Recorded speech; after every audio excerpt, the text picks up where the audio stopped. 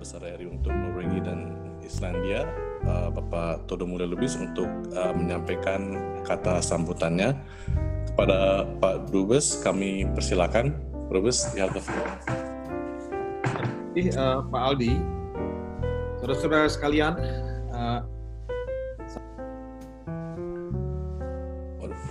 suaranya hilang. Oke, halo. Ya, sudah Pak. Sudah ya? Oke.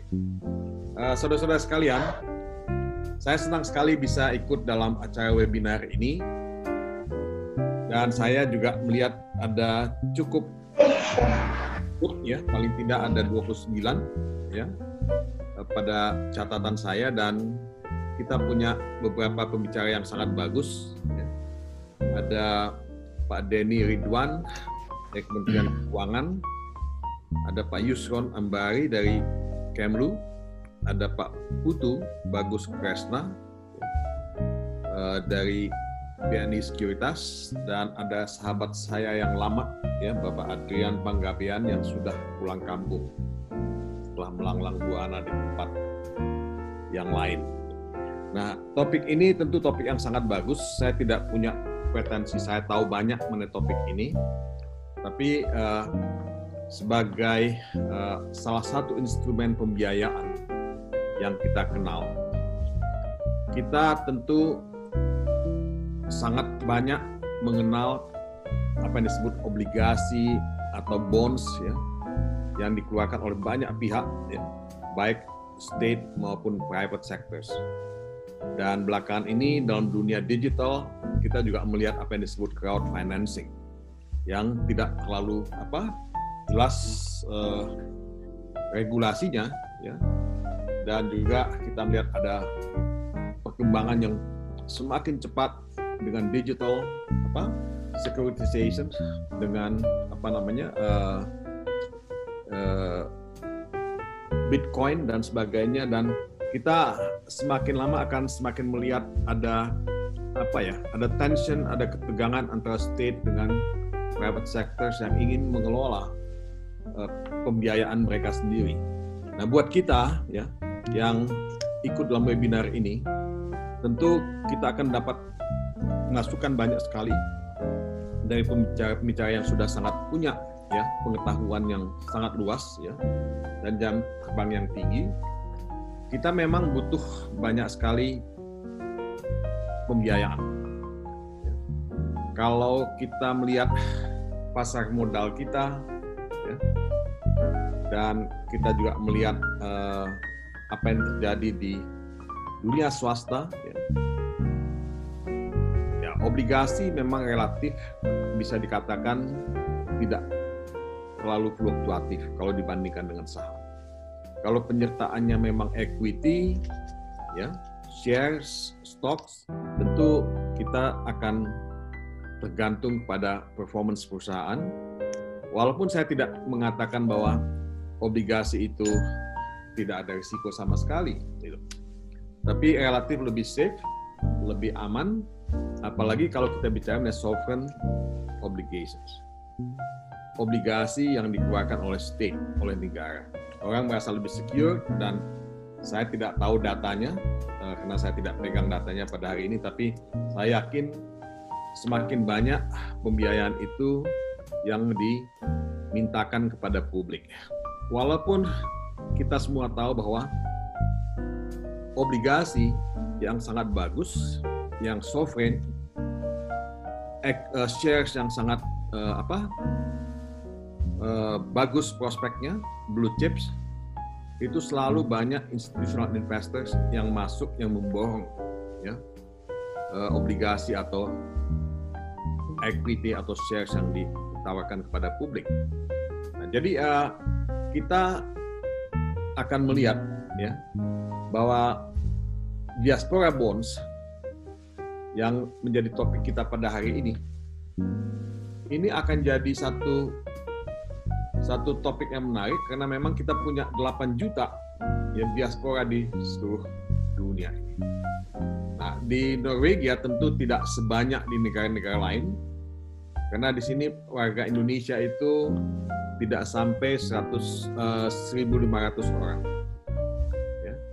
Jadi relatif lebih sedikit kalau dibandingkan dengan US, dibandingkan dengan Kanada, Australia, ya, atau Belanda, atau juga Timur Tengah misalnya. Tapi di sini kebanyakan warga Indonesia yang menjadi bagian dari diaspora adalah mereka-mereka yang sudah dalam kategori profesional, sangat established, sangat mapan, dan ketika saya baru kembali dari Stavanger bersama saudara Aldi juga, bertemu dengan profesional minyak Indonesia di sana, ya saya tanya mereka bayar pajak berapa, ya personal income-nya mereka berapa. Ya mereka bayar pajak itu sangat tinggi, masuk dalam kategori pendapatan yang tinggi, karena pajaknya 50%. Ya. Paling tinggi personal income tax itu 57% sebenarnya by law. Walaupun orang dengan rekayasa accounting yang sangat rapi bisa mengurangi jumlah angka 57% itu. Tapi dari income bracket yang mereka punya, mereka bayar at least 50% pajak mereka. Walaupun in return mereka dapat segala macam fasilitas, ya, sekolah gratis, healthcare gratis, infrastruktur yang bagus, dan sebagainya. Tapi yang saya mau katakan adalah potensi ekonomi, potensi finansial. Kalau mereka ingin melakukan sesuatu, mereka sangat mungkin melakukan itu. Karena resources yang ada pada mereka itu sangat liquid sebetulnya. Nah, jadi jumlah diaspora itu kecil, tapi di balik jumlah yang kecil ini ada potensi yang sangat besar sebetulnya. Nah, jadi saya punya optimisme kalau memang ya kita sudah mampu berhasil mensosialisasikan apa yang disebut dengan diaspora bonds dan apa benefits yang mereka dapatkan dari diaspora bonds ini, kita tentu mungkin bisa menggait sebagian. Nah, tapi jangan hanya menganggap bahwa ini persoalan Norwegia ansih. Gitu. Kita bicara dengan Indonesian diaspora yang ada di Scandinavian countries, di Nordics. Apakah itu Scotland, apakah itu Swedia, apakah itu Denmark, apakah itu Finlandia, apakah itu Islandia. Nah, di 5 negara ini, jumlahnya tentu jauh lebih besar, dan potensinya kalau digarap dengan lebih serius, juga jauh lebih banyak. Nah, mudah-mudahan webinar kita pada siang ini bisa membuka horizon baru dalam mencari public financing dari Indonesian diaspora yang berada di mancanegara. Nah, saya percaya bahwa teman-teman ini masih punya rasa cinta yang cukup dalam terhadap Indonesia. Mereka bisa hidup nyaman di sini, bisa sangat established, tapi dalam hati mereka juga ingin melakukan sesuatu, tapi how to connect the dots. Connecting the dots antara apa yang mereka lakukan di sini dengan apa yang kita lakukan di Indonesia, ini yang menjadi challenge buat kita semua. Dan kesempatan webinar kali ini tentu kesempatan yang sangat bagus buat kita untuk saling berkomunikasi dalam artian yang sangat substantif, saling mengingatkan bahwa kita sebagai bangsa yang besar, yang punya tantangan yang sangat banyak, ya, apalagi di tengah pandemi COVID-19 ini, kalau kita tidak bersama-sama memikul beban itu, siapa lagi yang akan memikul beban itu? Kita tidak bisa rely 100% pada foreign funding, pada bantuan luar negeri. Dalam ekonomi yang sangat membutuhkan ya, keterlibatan semua pihak, diaspora bonds ini salah satu opsi, salah satu jalan ya yang bisa ya mentautkan emosi kebangsaan kita, emosi nasionalisme kita untuk membantu pemerintah dalam memperluas layanan publik ya yang kita butuhkan bersama-sama di negeri kita tercinta. Nah, saudara-saudara sekalian, mudah-mudahan nanti paparan dari beberapa narasumber yang sudah siap ini bisa membuka mata kita, bisa menyentuh hati kita, bisa membuat kita lebih yakin, ya, jarak itu atau distansi itu bukan soal yang menentukan. Kita bisa hidup di mana saja, malah kita bisa hidup di ujung paling utara ya, dunia ini, tapi we still can do something for the country. We can still contribute something for the country in our own way. Nah, Diaspora Bonds ini adalah salah satu alternatif untuk doing something for the country we love so much. Jadi saudara-saudara sekalian, ini saja yang ingin saya sampaikan, ya. Mari kita mendengarkan beberapa narasumber ini dan mudah-mudahan kita bisa ya membuat yang terbaik buat bangsa. Sekali lagi terima kasih. Assalamualaikum warahmatullahi wabarakatuh. Terima kasih Pak Dubes atas sambutannya.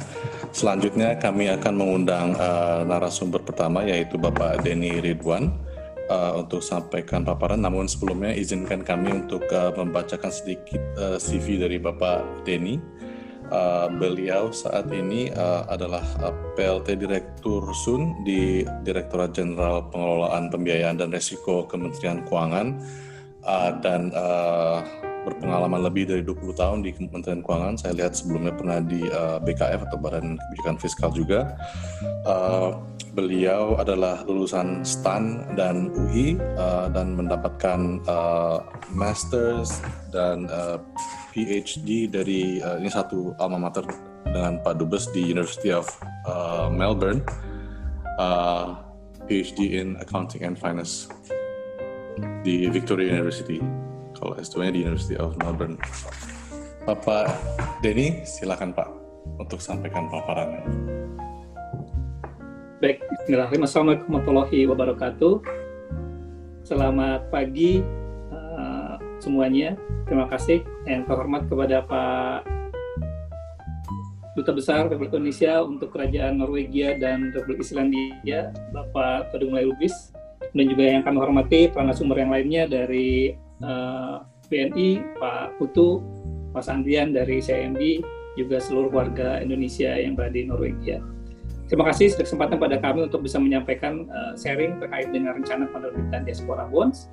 Bisa lihat next slide-nya. Jadi pada siang hari ini saya akan mencoba dimulai dengan memperkenalkan mengenai apa itu SBN atau Surat Berharga Negara, dan kita baru bicara mengenai rencana penerbitan Diaspora Bonds, kemudian isu-isu yang biasa ditanyakan oleh para diaspora terkait dengan perpajakan atau isu lain yang nantinya bisa memberikan penjelasan atau mudah-mudahan membuat para diaspora Indonesia ada di Norwegia dan sekitarnya tertarik nantinya untuk bisa berinvestasi di Diaspora Bonds. Baik, kalau bicara mengenai SBN, tentunya ini merupakan alat dalam kita mengelola keuangan negara. Jadi kalau sekarang ada pertanyaan, kenapa sih pemerintah atau negara harus berhutang? Jadi kalau kita lihat dari filosofinya, hutang itu pertama adalah ada beberapa hal yang ingin saya sampaikan di sini. Pertama, hutang diperlukan karena kita perlu untuk menjaga momentum dan menghindari adanya opportunity loss. Jadi kalau dalam pengelolaan negara, ada biaya-biaya atau belanja-belanja yang tidak bisa ditunda. Misalnya kita saat ini punya bonus demografi, sehingga kita harus invest banyak di pendidikan, di kesehatan, termasuk infrastruktur untuk menunjang pertumbuhan para generasi muda kita, baik secara dari sisi fisik maupun yang non-fisiknya, sehingga ini belanja-belanja tidak bisa kita tunda.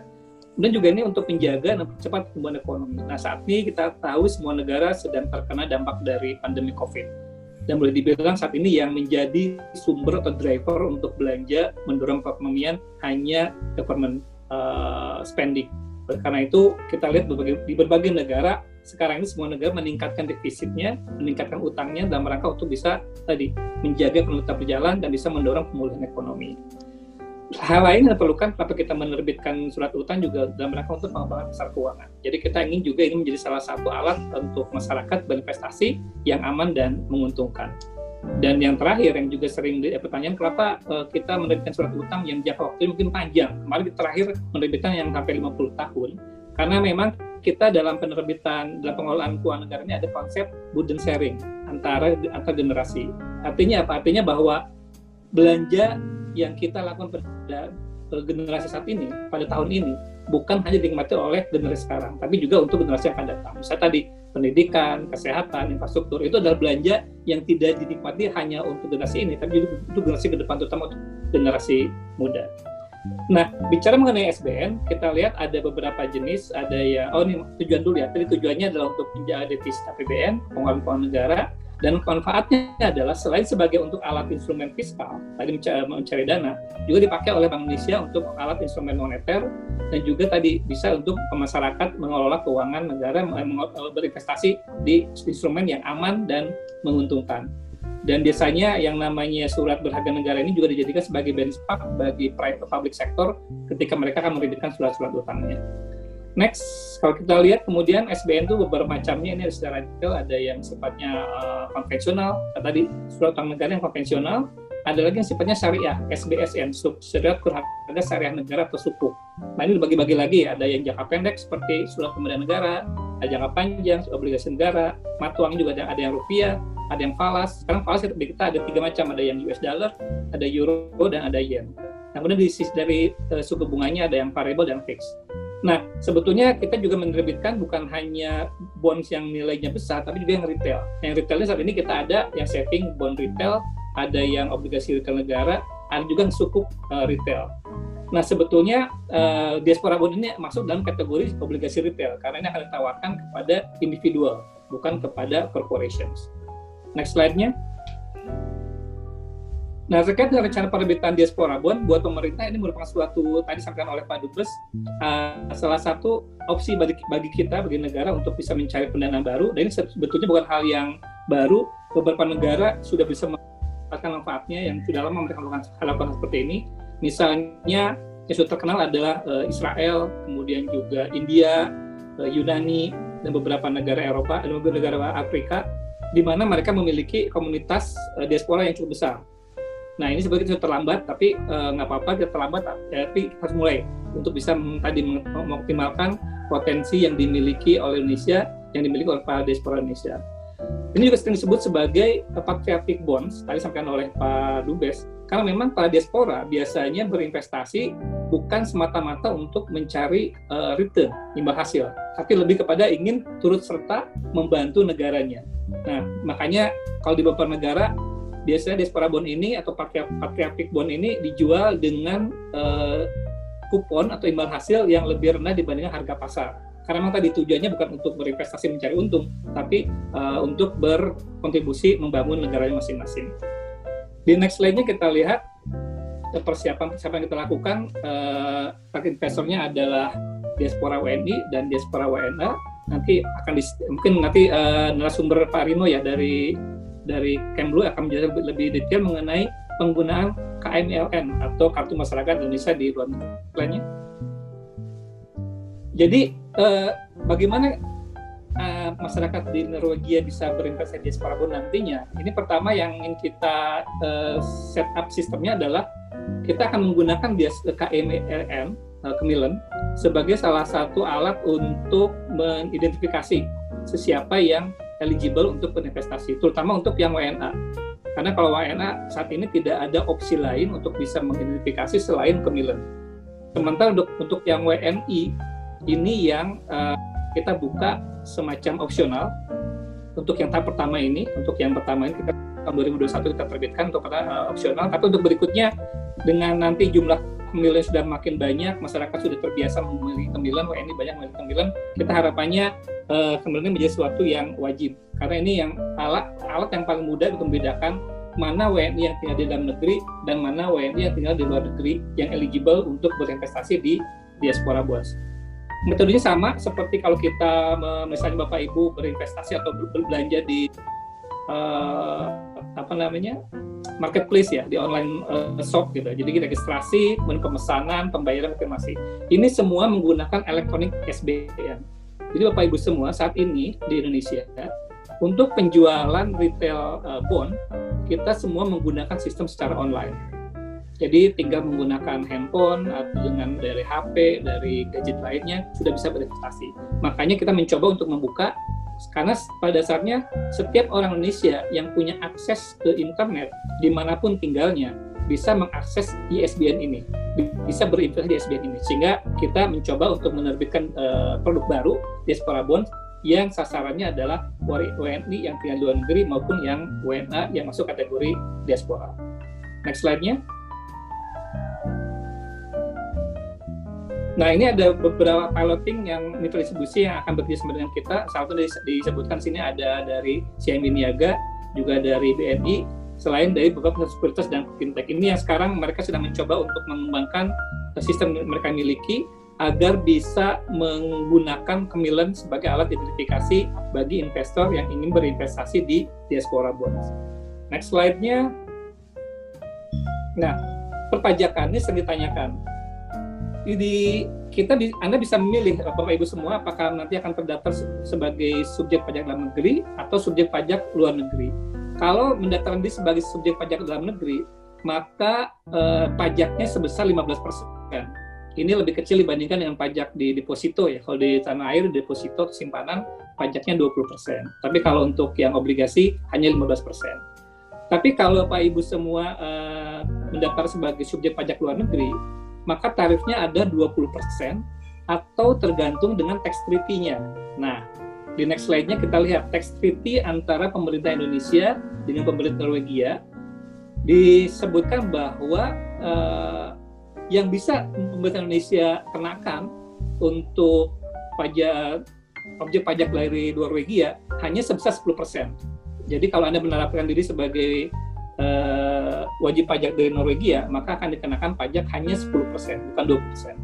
Tapi kemudian nanti dari pemerintah Norwegia sendiri punya kewenang untuk bisa juga menambahkan. Misalnya kalau Indonesia nggak tahu bagaimana ketentuan perpajakan di Norwegia, tapi kalau misalnya ternyata di Norwegia pajaknya itu lebih tinggi dari 10%, maka yang 10% yang sudah dipungut oleh pemerintah Indonesia ini bisa menjadi pengurang. Itu kira-kira perjanjian tax treaty antara Indonesia dengan Norwegia. Di next slide-nya, nah masuk, ini ada beberapa faktor yang sedang kita pertimbangkan dalam penerbitan Diaspora Bonds ini. Tadi masalah Kemilen, kita sangat mengharapkan penduduk Indonesia, baik yang WNI maupun WNA, untuk bisa segera memiliki Kemilen, agar nanti apabila berminat untuk berinvestasi di Diaspora Bonds, prosesnya menjadi lebih mudah. Kemudian masalah rekening tabungan, ini yang kita mencoba untuk bisa membantu baik masyarakat Indonesia WNI maupun WNA agar lebih mudah membuka tabungan di bank nasional. Yang ketiga, masalah kesiapan sistem. Ini yang tadi saya siapkan baik di tempat kita di SBN sudah siap, di tempat KSEI atau yang di clearingnya sudah siap. Yang sekarang masih coba untuk dikembangkan adalah di para mitra distribusi. Karena ternyata dari dampak COVID ini persiapan di mitra distribusi membutuhkan waktu yang lebih panjang. Kemudian masalah biaya-biaya yang terkait dengan transfer, masalah untuk biaya-biaya bulanan di perbankan yang coba kita juga detailkan dengan perbankan supaya bisa mendapatkan biaya yang lebih murah, termasuk juga karena pembayaran untuk memudahkan para diaspora berinvestasi di tanah air. Dan ketiga, mengenai strategi marketing, ini yang tantangannya adalah meskipun barangnya adalah di Indonesia, sistem Indonesia, tetapi ketika kita melakukan marketing ke warga negara di luar negeri, kita harus hati-hati. Kita harus bisa melihat juga bagaimana ketentuan peraturan di negara masing-masing. Ada yang ketat, ada yang loose. Ini harus kita lihat. Ini bagaimana strategi marketing yang paling tepat. Dan terakhir, masalah fitur diasporanya bagaimana supaya ini menarik. Nah, ini saat ini yang coba kita propose fitur Diaspora Bonds-nya, mata uangnya adalah rupiah, kemudian tenornya untuk jangka waktu sekitar 2 tahun, kemudian fixed rate, non-tradable, artinya tidak bisa diperjualbelikan di secondary market, tapi terdapat fasilitas early redemption, bisa lebih awal, dan nominal minimal pesannya sebesar 5 juta dan maksimal sebesar 5 juta. Mungkin ini waktunya, mohon maaf agak lebih dari 10 menit. Saya kembalikan kepada moderator. Terima kasih atas presentasi yang sangat komprehensif. Kita akan tahan pertanyaan-pertanyaan apabila ada, dan lanjut terlebih dahulu kepada narasumber berikutnya, yaitu Bapak Febri El Safrino. Saya akan bacakan sedikit dari CV-nya. yang bersangkutan atau beliau adalah saat ini di Direktorat Diplomasi Publik mewakili Bapak Yusron yang tidak bisa bergabung dalam webinar pagi hari ini. Yang bersangkutan sekarang adalah Kepala Subdirektorat Pemberdayaan Masyarakat Indonesia di Luar Negeri sejak tahun ini, dan sebelumnya bertugas di KBRI Sarajevo, dan sebelumnya pernah juga di Konsulat Jenderal RI di Los Angeles. Dan beliau lebih dari 15 tahun di Kementerian Luar Negeri. Kepada Pak, kami persilakan Pak. Terima kasih banyak Pak Aldi. Yang terhormat Pak Dubes, Pak Denny, dan para narasumber pada webinar kali ini. Selamat pagi waktu Eropa bagian tengah dan selamat sore waktu Indonesia bagian barat. Mohon izin Pak Dubes, kami mewakili Pak Direktur Diplomasi Publik. Beliau saat ini sedang ada kegiatan dengan Pak Dirjen, jadi kebetulan meminta saya untuk mewakili beliau. Untuk tema yang akan saya sampaikan kali ini sangat berhubungan dengan yang disampaikan oleh Pak Denny sebelumnya, karena kami di Diplomasi Publik Kementerian Luar Negeri ini adalah pengelola apa yang disebut dengan Indonesian Overseas Card, atau bahasa Indonesianya Kartu Masyarakat Indonesia di Luar Negeri. Kenapa ini berhubungan dengan Diaspora Bonds? Karena di awal tahun ini, tahun 2020 ini, Dirjen PPR dan Dirjen PPR Kementerian Keuangan dan Dirjen IDP Kementerian Luar Negeri telah menandatangani suatu perjanjian kerjasama yang memaparkan penggunaan data dari KMILN atau Kemilen ini sebagai dasar dari pembelian Diaspora Bonds yang sedang dicanangkan oleh Kementerian Keuangan. Seperti yang Pak Denny sampaikan, mohon izin, apakah bisa mendengar dengan jelas? Jelas, silakan lanjut. Seperti yang Pak Denny sampaikan bahwa Indonesia terbilang agak terlambat dalam pengelolaan diaspora, mungkin ada benar juga, karena seperti yang kita ketahui bersama bahwa pengelolaan atau acknowledgement Indonesia, pemerintah Indonesia terhadap diaspora Indonesia itu baru secara resmi dicanangkan dengan dilaksanakan Kongres Diaspora Indonesia yang pertama di Los Angeles atas prakarsa Duta Besar Dino Patijala pada saat itu. Setelah Kongres itu ada pergerakan terus-menerus setiap tahunnya, namun baru tahun 2017 secara resmi pemerintah meng-acknowledge pergerakan diaspora dengan menerbitkan Peraturan Presiden Nomor 76 Tahun 2017 tentang fasilitas bagi masyarakat Indonesia di luar negeri, yang langsung diturunkan peraturan perundangannya dengan penerbitan Peraturan Menteri Luar Negeri Nomor 7 Tahun 2017 tentang penerbitan dan pencabutan Kemilen atau Kartu Masyarakat Indonesia di Luar Negeri. Tidak berhenti di situ. Dalam struktur Kementerian Luar Negeri juga diadakan penyesuaian, antara lain dengan pembentukan staf ahli Menteri Luar Negeri bidang sosial budaya dan pemberdayaan masyarakat Indonesia di luar negeri, serta pembentukan unit eselon 3 di Kementerian Luar Negeri. Walaupun sudah ada pergerakan, walaupun sudah ada peraturan yang memayunginya, maupun juga ada unit eselon 3 serta adanya staf ahli juga yang menangani masalah ini, namun sampai saat ini, sampai tahun 2020, penerbitan KMILN itu sendiri masih terbilang sedikit. Bisa dilihat di sini bahwa jumlah penerbitan KMILN baru mencapai angka 1.200, hampir 1.300. Sementara kalau misalkan kita lihat di sini yang diterbitkan kepada masyarakat Indonesia di wilayah KBRI Oslo baru 19 kartu, mohon izin. Dilihat dari jumlah total Kemilen ini, bisa dibilang bahwa ini sangat-sangat jauh dari yang kita harapkan.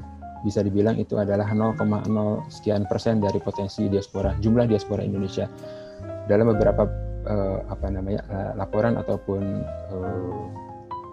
pemberitaan dari media-media bahwa jumlah masyarakat Indonesia, jumlah diaspora Indonesia itu bisa mencapai 6 juta di seluruh dunia. Jadi kalau melihat angka itu sangat sedikit partisipasi diaspora Indonesia dalam Kemilen. Nah, untuk itu mohon izin saya ingin menyampaikan apa sih sebenarnya kartu masyarakat Indonesia di luar negeri itu.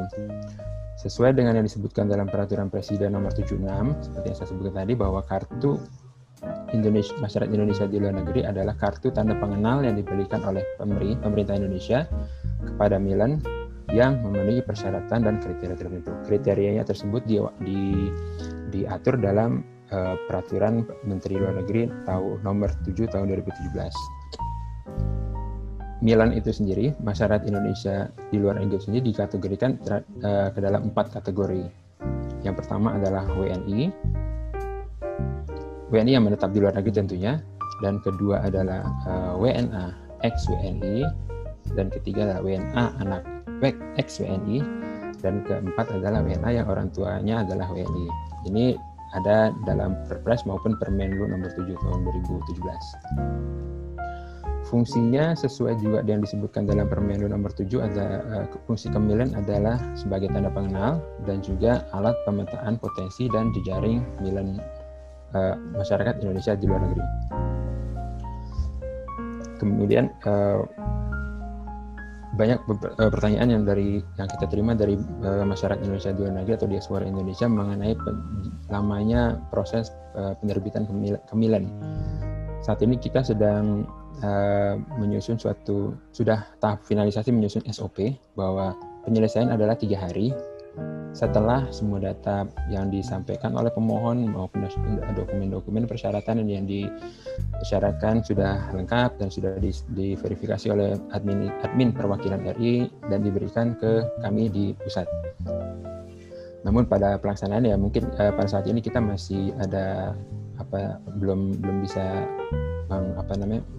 memastikan bahwa ikan 103 hari karena ada beberapa satu dan lain hal mengenai teknis yang menghambat kami untuk belum mencapai 3 hari itu. Selanjutnya ini adalah bentuk Kemilen atau Kartu Masyarakat Indonesia di Luar Negeri. Permohonan Kemilen bersifat sukarela, jadi tidak semua diaspora wajib memiliki, jadi ini hanya bagi yang mau saja. Kemudian jangka waktunya adalah 2 tahun dan dapat diperpanjang sesuai dengan yang diamanatkan oleh peraturan. Ini digital atau elektronik, jadi tidak ada bentuk fisik. Akibatnya ini juga berimbas bahwa tidak ada biaya karena semua dilaksanakan dan diproses secara elektronik melalui email, melalui internet, melalui website. Jadi tidak ada pungutan apapun untuk pengajuan Kemilen ini. Selanjutnya saya akan memaparkan bagaimana tata cara pendaftaran Kemilen. Website yang harus diakses untuk proses pengajuan Kemilen adalah IOCS atau Indonesian Overseas. Itu singkatan dari Indonesian Overseas Card System .kemlu.go.id. Jadi ada dua proses sebenarnya di sini. Proses pertama adalah proses registrasi di mana aplikan menyampaikan email untuk diverifikasi. Nanti setelah proses registrasi, admin pusat akan mengirimkan ke email aplikan tersebut username dan password yang untuk diakses ke dalam IOCS kemlu.go.id. Untuk ini perlu dicatat bahwa sebaiknya email yang digunakan adalah email utama yang dipakai sehari-hari, dengan alasan sederhana sebenarnya, karena email yang sering dipakai itu sangat jarang kita melupakan email password email itu sendiri, dan kita biasanya selalu cek email ini. Jadi tidak ada si aplikan tidak akan melupakan si passwordnya. Kalau misalkan passwordnya hilang, saat ini kami sistem IOCS tidak memberikan akses penggantian password, penggantian email. Jadi kalau misalkan hilang passwordnya, jadi tidak download emailnya, mau tidak mau aplikan harus meregistrasi email baru. Nah, setelah verifikasi kami akan mengirimkan email seperti yang saya sampaikan tadi, ada username dan password. Lalu setelah langsung ke slide berikutnya ke yang ada kolom-kolom. Lalu setelah slide selanjutnya lagi. Siap. Nah, setelah sudah menerima username dan password, akan masuk ke laman ini. Jadi nanti ada 4 opsi, mau apply, renew, update, atau isi profile. Jadi tinggal bisa dipilih di sini bahwa kalau misalkan pertama kali bisa apply, dan kalau misalnya perpanjangan setelah 2 tahun bisa renew, dan seterusnya.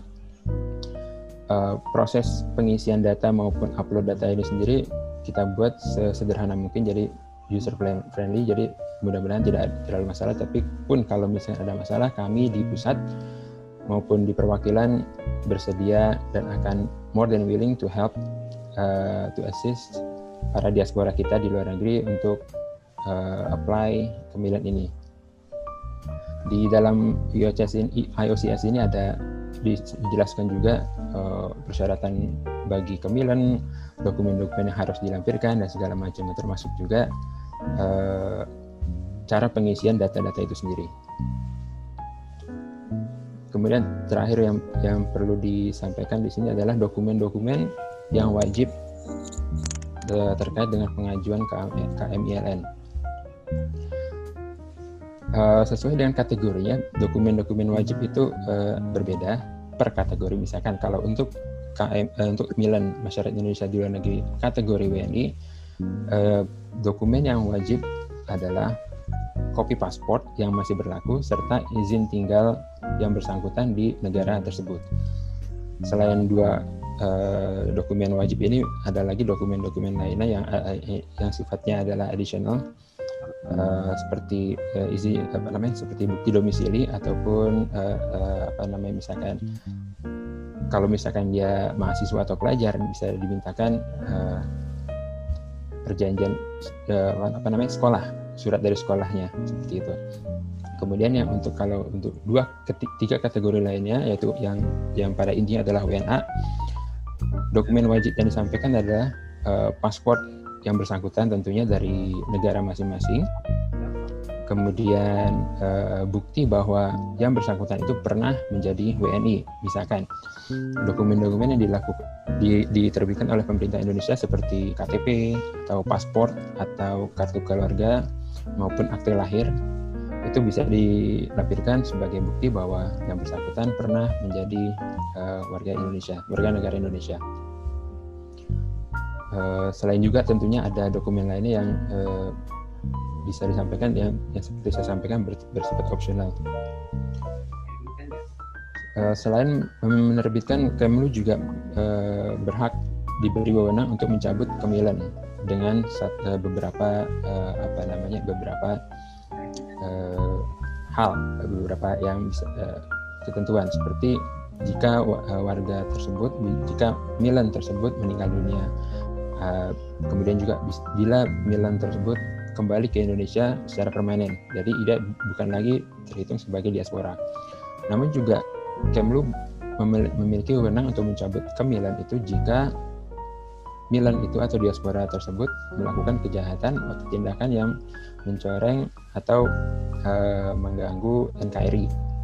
Namun juga jika diaspora tersebut melakukan kejahatan di negara-negaranya, di negara domisilinya. Jadi ada beberapa yang memberikan Kemlu wewenang untuk untuk mencabut kemilan itu sendiri. Seperti yang saya sampaikan tadi, bahwa kami di pusat, di Kemlu maupun admin perwakilan more than willing untuk membantu teman-teman diaspora Indonesia dimanapun berada terkait dengan pengajuan kemilan itu sendiri.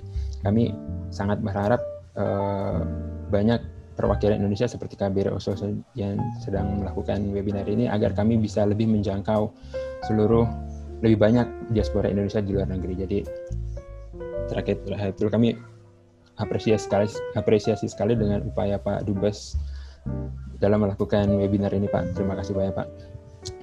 Selanjutnya mungkin kita bisa bertanya dalam sesi tanya jawab atau diskusi setelah ini. Untuk selanjutnya mikrofon saya kembalikan ke Pak Ali, Pak. Silakan, Pak. Terima kasih Pak Febri atas paparannya.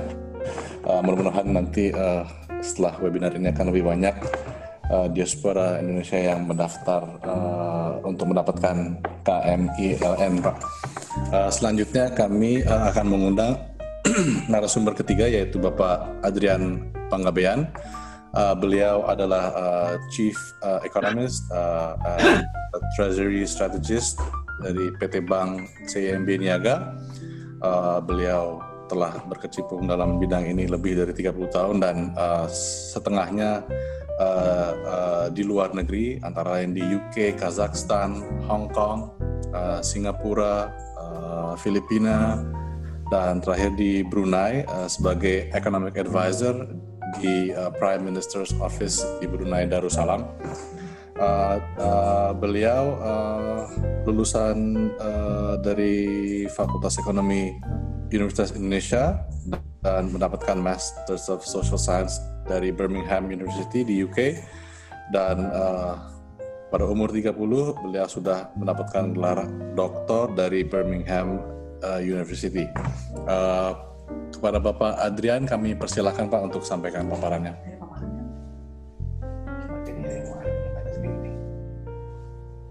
Terima kasih, selamat sore Bapak dan Ibu sekalian, terutama Pak Dubes, Pak Todo Mulia, sahabat lama yang sudah lama tidak ketemu nih Pak. Terima kasih sekali undangannya untuk ngobrol-ngobrol dan sharing tentang diaspora bonds. Saya mungkin mengambil angle presentasi saya dari sudut pandang seorang mantan TKI yang bekerja di luar negeri dan melihat instrumen ini dari sudut pandang seorang warga di luar negeri. Walaupun saya sudah 10 tahun keluar dari sana, cuman saya coba berpikir kira-kira kalau saya berada di di luar negeri dan punya kartu ini, KMILN ini, apakah saya mau beli diaspora bonds? Yang pertama adalah saya bertanya kepada diri saya sendiri, apakah ada diaspora bonds di dunia ini dan di mana ya? Kalau kita lihat di dalam poin yang terakhir, ya, diaspora bonds itu udah banyak. Jadi ada di Bangladesh, ada di Ethiopia, di Ghana, India, Lebanon, Pakistan, Filipina, Sri Lanka. India sendiri sudah punya diaspora bonds itu sejak tahun 1991. Israel juga sudah banyak diaspora bonds-nya. Dan berikutnya Israel itu sudah sampai saat ini punya diaspora bond size sekitar 31 billion US dollar. India dengan 4 atau 5 issuance sejak tahun 1991 itu sudah punya 11 billion, sudah berhasil mengenerate 11 billion US dollar.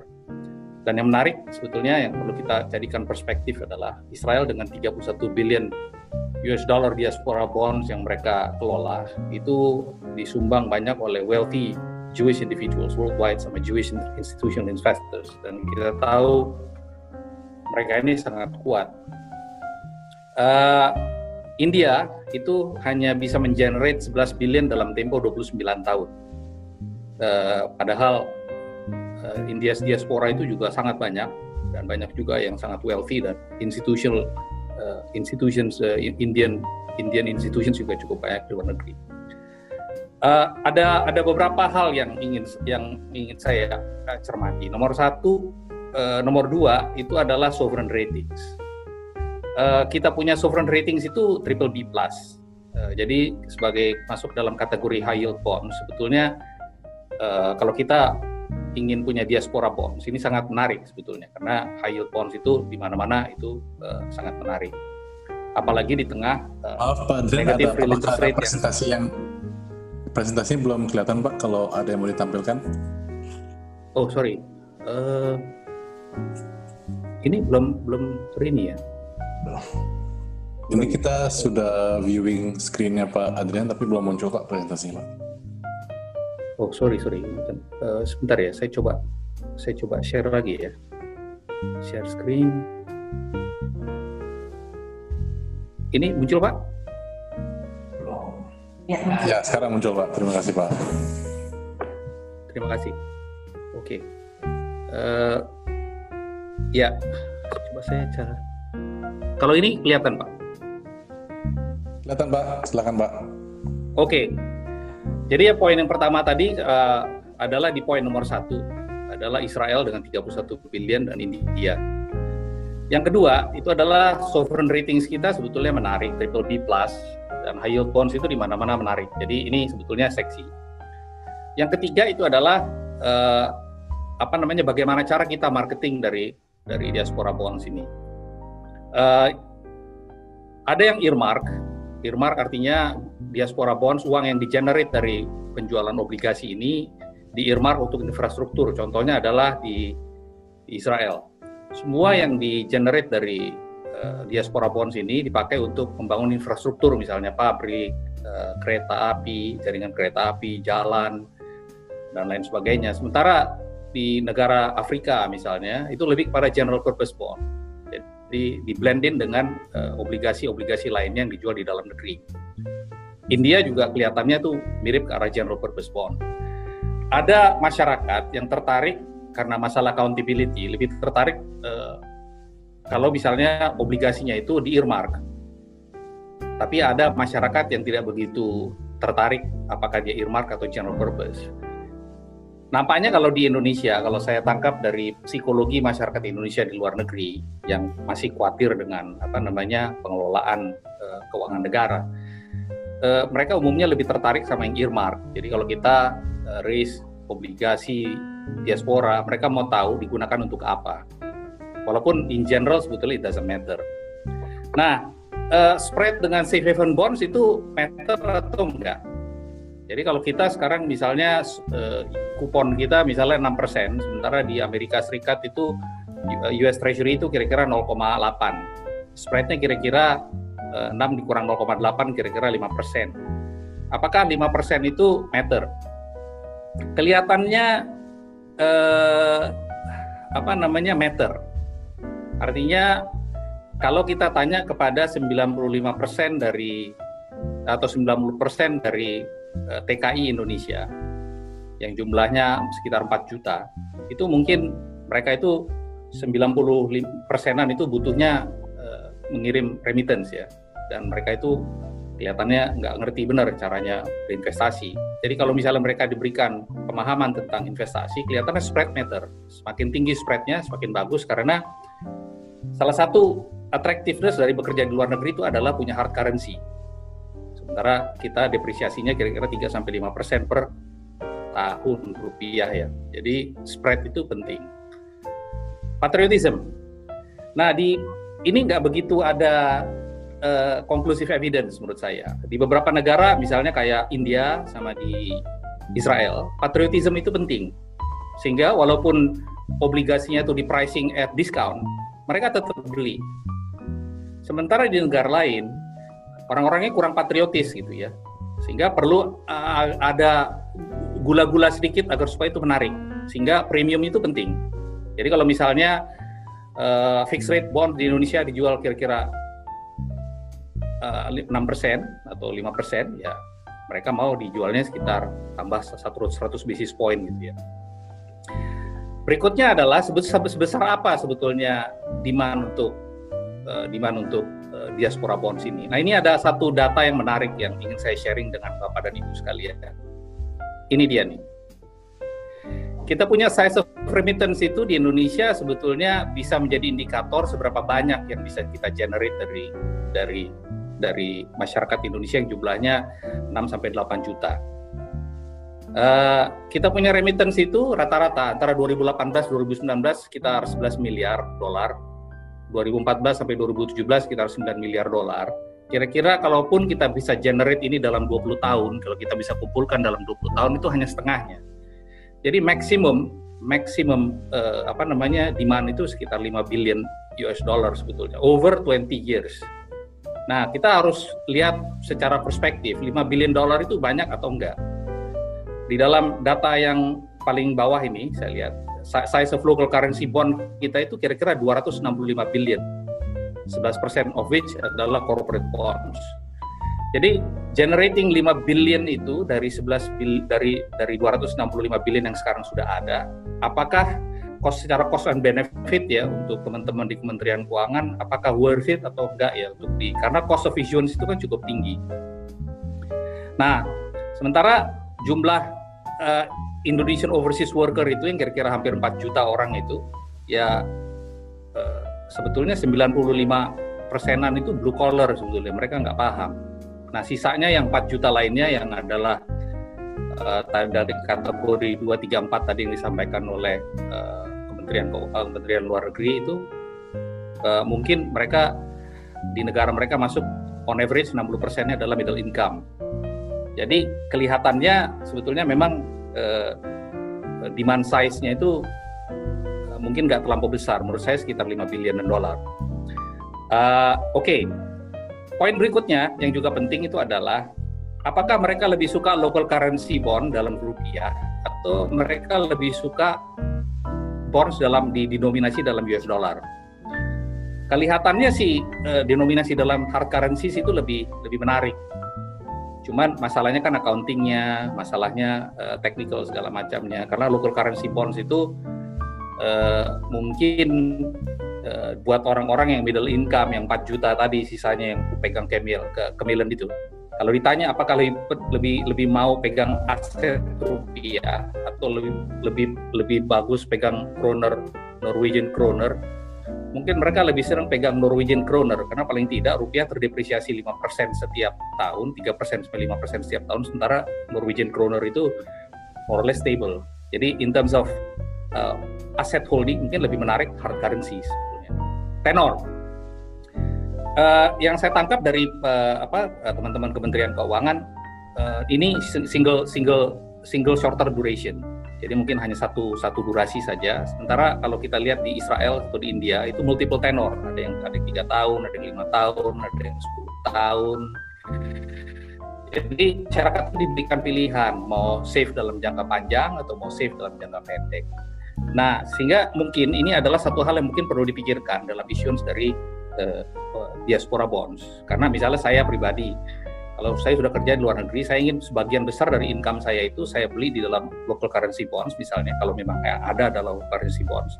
Tapi saya ingin pegang tenor yang katakan 15 tahun, sehingga pada saat saya sudah berhenti kerja di luar negeri, nah itu yang bonds yang 15 tahun itu saya anggap sebagai dana pensiun saya, dana pensiun pribadi saya, yang saya dapat kupon terus setiap bulan dari situ, setiap 6 bulan dari situ.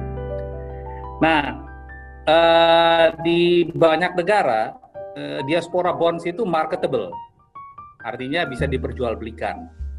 Nah, di Indonesia kelihatannya tidak bisa diperjualbelikan. Padahal sementara kalau kita masyarakat Indonesia yang di luar negeri yang 4 jutaan itu yang masuk punya kemilen ini, bukan yang TKI ya, umumnya mereka mau dapetin investment gain. Jadi investment gain itu dari bonds itu kan adalah yield-nya, yaitu kuponnya. Yang kedua adalah currency gain. Yang ketiga itu adalah price gain. Nah, tiga-tiganya itu taking into account sebagai total gain. Jadi kalau currency gain itu nggak ada, tapi price gain itu masih ada dan kupon masih ada, paling tidak itu menarik ya. Jadi issue of marketability itu sebetulnya penting buat diaspora bonds. Nah, yang terakhir adalah denominasi. Tadi sudah disampaikan, memang sebetulnya kalau untuk mau reach out ke average earners ya, memang denominasi yang $50 sampai $5.000 itu harus ada. Jadi jangan terlampau besar sehingga yang kaya doang bisa beli, tapi juga jangan terlampau kecil sehingga nanti orang-orang yang mau beli banyak jadi repot begitu ya. Nah, ini adalah 10 hal yang mungkin saya ingin perlu sampaikan ya, terkait dengan kalau perspektif seorang pemegang kemilen melihat diaspora bonds. Nah, sekarang saya mau sampaikan ya, kenapa di India itu cukup berhasil ya. Mereka punya mereka punya dalam poin B nih, India yang punya remittance itu tahun 2019 itu ada 82 billion. Kita hanya 11 billion. Cina tuh 70 billion. And yet ya, walaupun India punya remittance 82 billion, mereka hanya bisa mengenerate 11 billion diaspora bonds dalam hampir 30 tahun. Nah, jadi ini adalah satu hal yang penting juga untuk disampaikan. Karena memang nature dari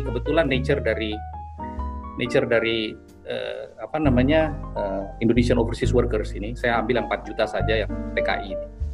Dibandingkan dengan TKA yang ada di Indonesia, itu memang kita umumnya kurang begitu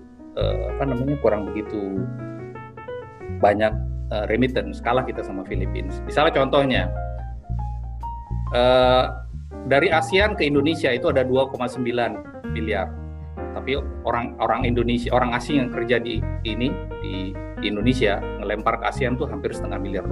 Lihat dari sini aja kelihatan ya, yang kerja di orang Australia kerja di kita sama orang kita kerja di Australia, lebih banyak orang Australia yang lempar balik ke Australia ketimbang orang kita di Australia yang lempar balik ke kita. Demikian juga dengan di Amerika.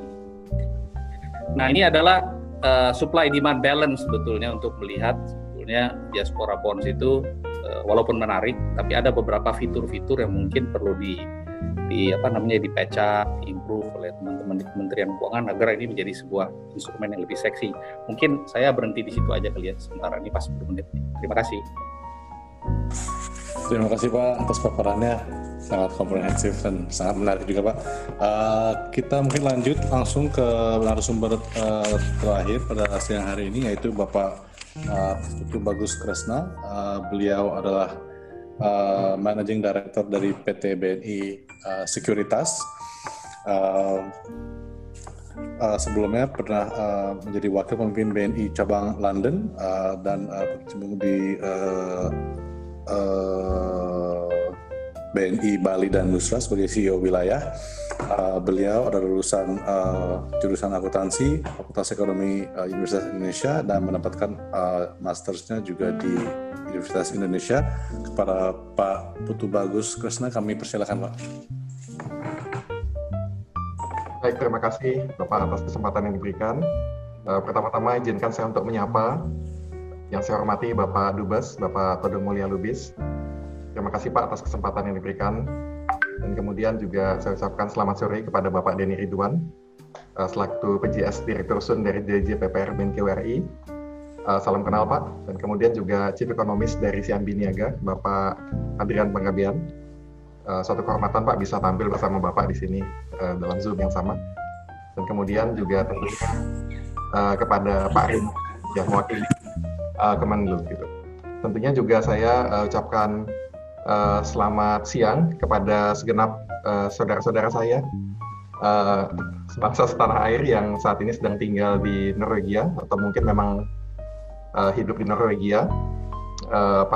Saya teringat kembali 10 tahun yang lalu saya pulang dari London juga merasakan bahwa pulang ke London itu seperti pulang ke kampung sendiri. Saya sudah merasakan juga seperti itu karena sudah tinggal lebih dari setahun di sana. Pulang ke Indonesia seperti pergi ke luar negeri, pulang ke London seperti pulang kampung. Oke, baik. Terima kasih atas kesempatan yang diberikan. Mungkin mohon izin saya akan sharing. Boleh saya sharing sendiri atau akan ditampilkan? Oke, baik. Mungkin kalau rekan, baik, ditampilkan dari sana ya, baik. Ya, nanti akan tampilkan Pak. Silakan. Baik. Boleh tolong ke slide berikutnya.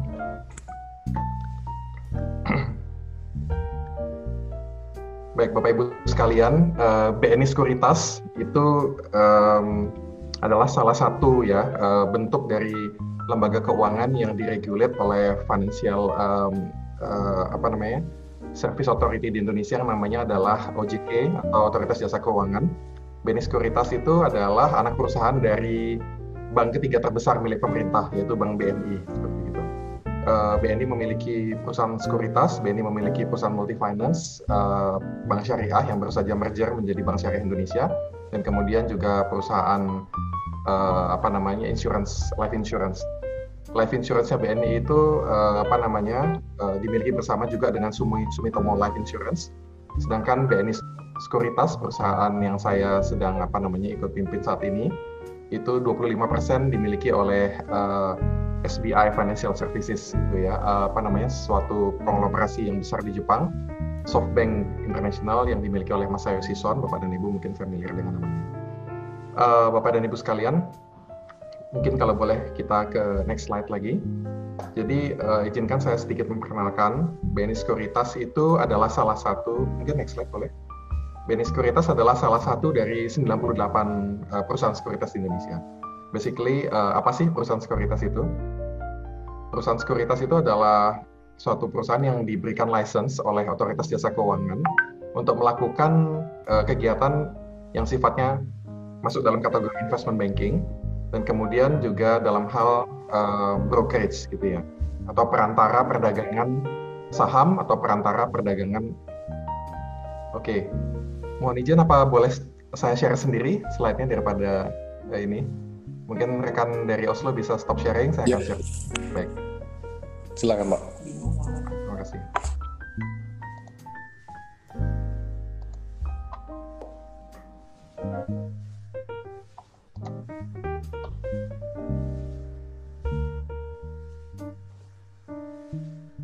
Ya, terima kasih. Jadi kegiatannya adalah investment banking dan kemudian juga kegiatan brokerage. Kegiatan brokerage itu ada dua, yang terkait dengan obligasi seperti sekarang, atau disebut juga dengan fixed income, gitu ya. Dan kemudian yang terkait dengan saham. Saat ini ada 3 orang di jajaran direksi, saya salah satunya adalah di bidang operasional. Dan kemudian dirut kami adalah Pak Antonius Nabitubulu, gitu. Dan rekan saya memimpin investment banking adalah Pak Reza Benito. 2 bank milik pemerintah lainnya, Bank Mandiri dan Bank BRI juga memiliki perusahaan sekuritas, ya, Mandiri Sekuritas dan BRI dan Reksa Sekuritas. Kami dimiliki oleh Bank BNI. Nah, mungkin sedikit mengenai investment banking services, gitu ya.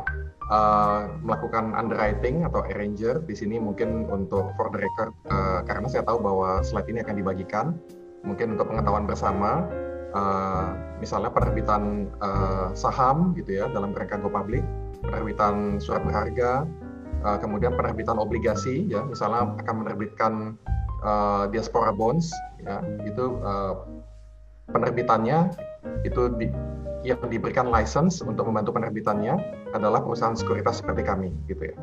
Juga penerbitan instrumen-instrumen keuangan lainnya seperti misalnya medium term notes, negotiable certificate of deposit, right issue, dan lain-lain. Selain daripada itu juga kami melakukan kegiatan penasihatan keuangan atau financial advisory yang mungkin kami tuliskan di situ, ya, di bawah, merger acquisition dan lain-lain. Ini mungkin adalah beberapa credentials yang sudah dilakukan oleh BNI Sekuritas. Banyak sekali membantu BUMN-BUMN lainnya atau badan usaha milik negara lainnya dalam berbagai upaya masuk ke capital market, ya, maupun yang non capital market. Mungkin saya di sini sampaikan saja, tapi tidak akan saya bacakan satu persatu. Nah, Bapak dan Ibu sekalian, sebagaimana tadi saya tampilkan di slide sebelumnya, yang ini, ya, slide ini, di tengah-tengah dan yang di sebelah kanan, di tengah adalah debt capital markets, dan di kanan adalah equity capital markets. Debt capital markets adalah, ya, seperti yang kita sedang bicarakan, misalnya obligasi, gitu, di mana masyarakat bisa membeli atau menjual obligasi, demikian pula perusahaan bisa membeli atau menjual obligasi. Sedangkan yang di sebelah kanan adalah bukan obligasi, melainkan saham. Ya, masyarakat, baik itu individual, itu bisa menjual atau membeli saham yang dia miliki, demikian pula perusahaan bisa membeli atau menjual saham yang dia miliki. Namun demikian, masyarakat itu tidak bisa langsung, ya, untuk melakukan jual dan beli maupun barter, ya, secara langsung, melainkan mereka harus melalui sebuah perusahaan yang diberikan lisensi untuk itu. Perusahaan itu misalnya adalah kami, perusahaan sekuritas. Nah, di masa lalu, di mana dunia masih belum digital, kita bisa lihat di slide ini, kita lihat bahwa trading itu, semua perusahaan sekuritas memiliki dealer yang diberikan tempat duduk masing-masing di bursa. Nah, ini adalah pemandangan masa lalu, yang sudah berakhir ya pada tahun 2007. Setelah itu perdagangan adalah scriptless dan bahkan menuju ke di atas tahun 2012 sudah mulai digitalisasi. Pada saat ini hampir semua perusahaan sekuritas itu sudah mengembangkan sendiri trading application form-nya karena memang sudah sangat mudah saat ini. BNI Sekuritas memiliki satu trading application platform yang bisa di-download dari Google Store atau Play Store atau iOS gitu. Yang namanya adalah BIONS. Itu singkatan BNI Sekuritas Innovative Online Trading System. Di sini ditunjukkan di gambar di box sebelah kanan. Ini dengan mudah bisa diinstal seperti itu ya. Namun demikian, untuk mempergunakannya tentunya ada syarat-syaratnya seperti itu ya. Oke.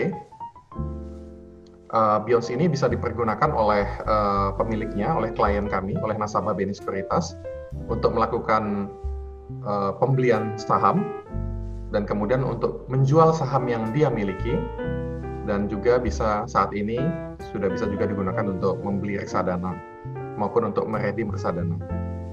Dan saat ini sudah juga untuk efek beragunan aset. Ya, di 2021 juga memiliki capability untuk melakukan pembelian maupun penjualan obligasi.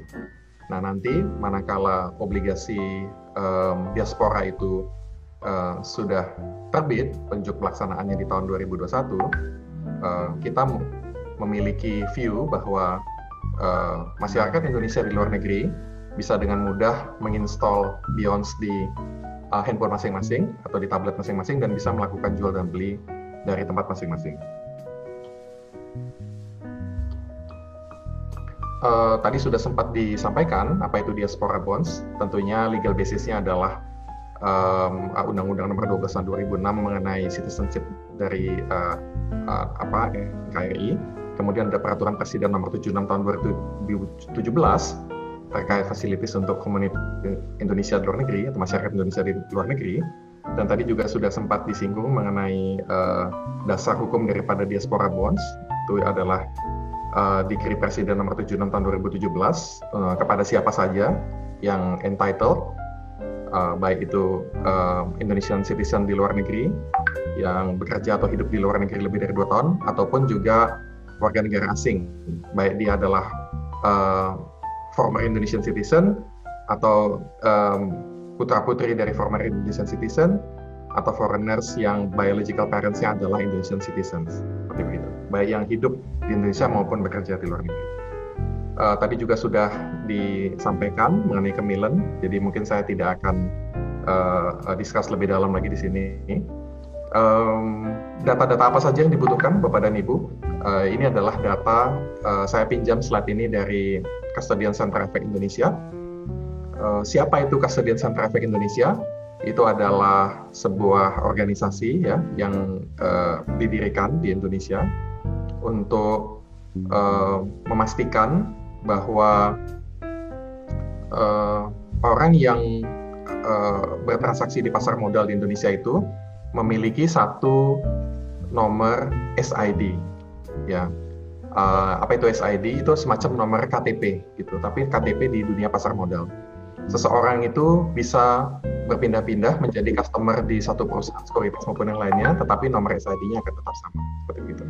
Untuk bisa melakukan jual atau beli saham maupun obligasi maupun produk-produk efek lainnya di Indonesia, seseorang itu harus terdaftar terlebih dahulu di KSEI atau di Custodian Center Efek Indonesia. Bagaimana cara mendaftarkannya? Data-data ini mesti tersedia seperti itu ya. Apabila di negara Bapak dan Ibu tidak ada provinsi, ya, misalnya seperti di Inggris tidak ada provinsi, di Singapura tidak ada provinsi, itu nanti inputnya adalah NA aja atau not applicable seperti itu. Nah, bagaimana caranya untuk memasukkan data-data ini? Kami di BNI Sekuritas sudah menyiapkan satu form yang kami taruh di dalam website dari perusahaan kami. Ini adalah screenshot dari website perusahaan kami, bnisekuritas.co.id, versi bahasa Inggris, registration diaspora bond. Jadi basically ada 3 step. Ini saya hanya screenshot step pertama. Jadi seseorang yang berminat untuk membeli diaspora bond, pertama-tama dia harus tadi saya sampaikan, dia harus register dirinya untuk terdaftar di KSEI melalui salah satu perusahaan sekuritas, antara lain adalah BNI Sekuritas. Ini adalah langkah pertama seperti itu untuk memasuki dunia pasar modal Indonesia. Tapi tentunya untuk memiliki ini jangan lupa yang penting adalah memiliki kemilen, ya, memiliki nomor kemilen, poin nomor 9. Ya, di situ ada business registration number, itu yang dibutuhkan adalah nomor kemilen. Tanpa nomor kemilen maka tidak akan bisa untuk mengisi formulir ini. Demikian Bapak, mungkin 10 menit presentasi dari saya. Jika nanti ada pertanyaan, dengan senang hati akan saya coba untuk jawab. Selanjutnya saya kembalikan kepada admin. Terima kasih. Terima kasih Pak Putu Bagus atas presentasinya. Jadi sudah bisa login ke BNI Sekuritas untuk platform pembelian diaspora bonds-nya Pak.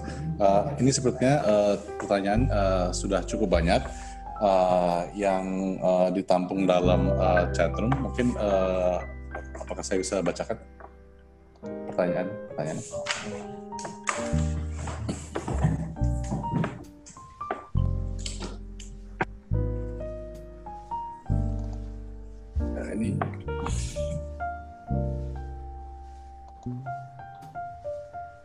Ini yang pertama ya. Yang pertama Pak Eko Yuda. Pertama ini ada pertanyaan dari Bapak Eko Yuda. Pak Eko Yuda adalah diaspora kita di Stavanger, Norwegia. Pertanyaan pertama untuk Pak Denny, disebutkan bahwa Pak Denny tadi disebutkan daftar bank-bank untuk melakukan pembayaran.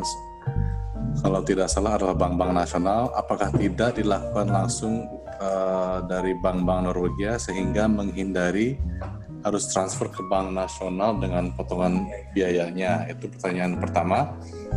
Kemudian Kedua tentang tax treaty. Dengan tax treaty. Pertanyaan kedua, nanti mungkin kita bisa ke ini yang lain dulu. Ada dari ya. Pak Eko Yuda ada satu lagi soal target diaspora bond. Ya, dari Pak Eko Yuda ada beberapa pertanyaan, tapi mungkin kita ke pertanyaan selanjutnya dari Pak Arswendi dulu. Pak Arswendi adalah diaspora Indonesia di Oslo.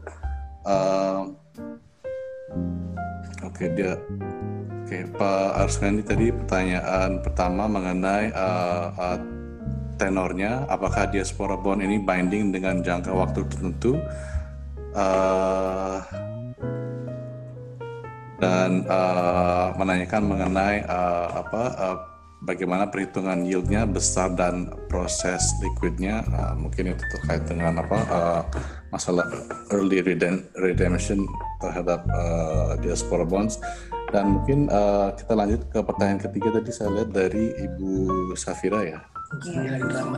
Ibu Safira, nanti kita kembali ke pertanyaan-pertanyaan lain dari Pak Eko Yuda dan Pak Arswendi. Dari pertanyaan ketiga mengenai, ini juga pertanyaannya sama, mengenai apakah binding, berapa lama, dan apakah fixed rate. Mungkin dua pertanyaan itu karena ini terkait dengan tenor dan Transfer langsung dari Bank Norwegia. Transfer langsung. Dan mengenai apakah bisa transfer langsung dari bank di Norwegia, berarti harus tidak harus melakukan transaksi terlebih dahulu ke rekening rupiahnya di Indonesia ya. Mungkin untuk pertanyaan ini kepada Pak Denny, Pak, kami persilakan Pak. Baik, terima kasih Pak Eko. Dan tadi lainnya terhadap pertanyaan terkait dengan diaspora bonds. Jadi mengenai perbankan, cukup jelas menurut saya? Jelas. Sudah Pak. Oke, baik. Jadi terkait dengan perbankan, memang untuk sistem kita di tadi elektronik BN ini, kita akan melakukan pembayaran baik bunga iuran maupun yang nanti kita jatuh tempo pokoknya itu melalui persepsi yang ada di selama ini. Memang yang menjadi bank persepsi sistem kita hanya Nah ini yang kemudian menjadi persyaratan di calon investor di obligasi retail untuk bisa memiliki rekening di perbankan. Nah itu pun nanti sama dengan tadi itu menyinggung masalah digital efek Indonesia. Jadi sistemnya kepemilikan Bapak Ibu semua nanti itu akan dicatat di KSE, dan KSE pun nanti akan mempersyaratkan adanya rekening yang ada di bank, karena nanti itu memudahkan buat kita melakukan pembayaran bunga maupun pembayaran pokok ketika bonds tersebut jatuh tempo. Jadi memang belum ada kita saat ini kerjasama dengan bank-bank di luar negeri untuk melakukan pembayaran pokok maupun bunganya. Memang ini menjadi salah satu isu ya, bagaimana caranya kita bisa membuat investasi di diaspora terjangkau atau murah biaya-biayanya, meskipun calon investor harus membuka rekening di nasional.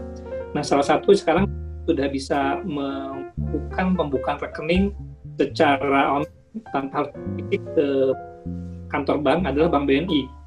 Jadi kalau Bapak Ibu semua yang tinggal di Norwegia yang membuka rekening Bank BNI, ini sudah bisa dilakukan secara online tanpa datang ke kantor Bank BNI.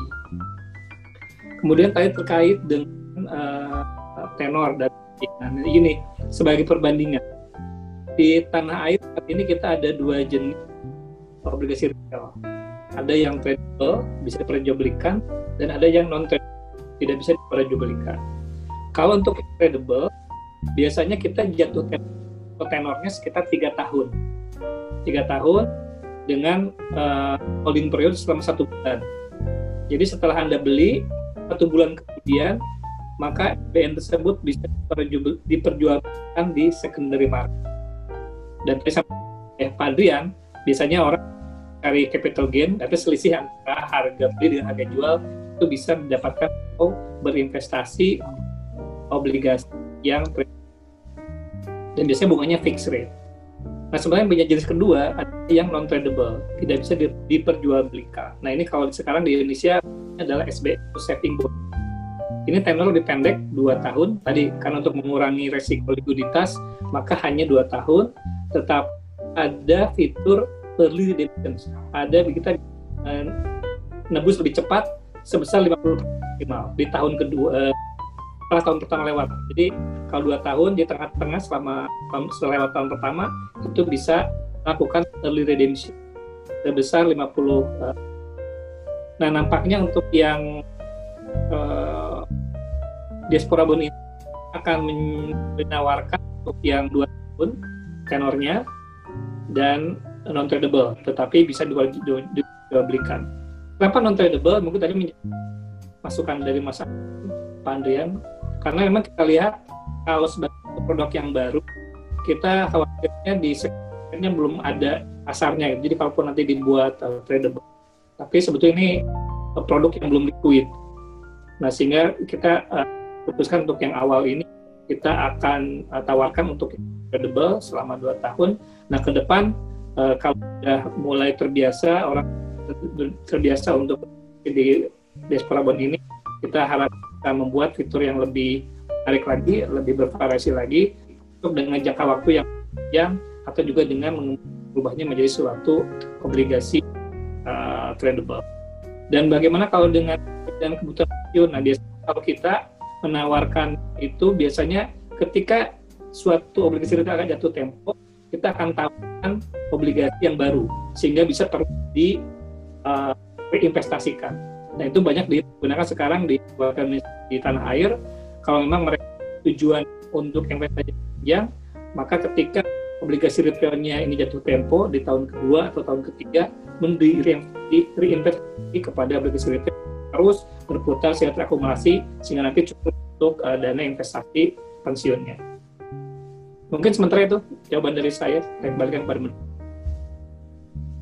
Terima kasih Pak. Jadi saya simpulkan sedikit. Jadi rencana untuk diaspora bonds ini akan non-tradable dan tenornya 2 tahun, tapi ada fasilitas untuk early redemption.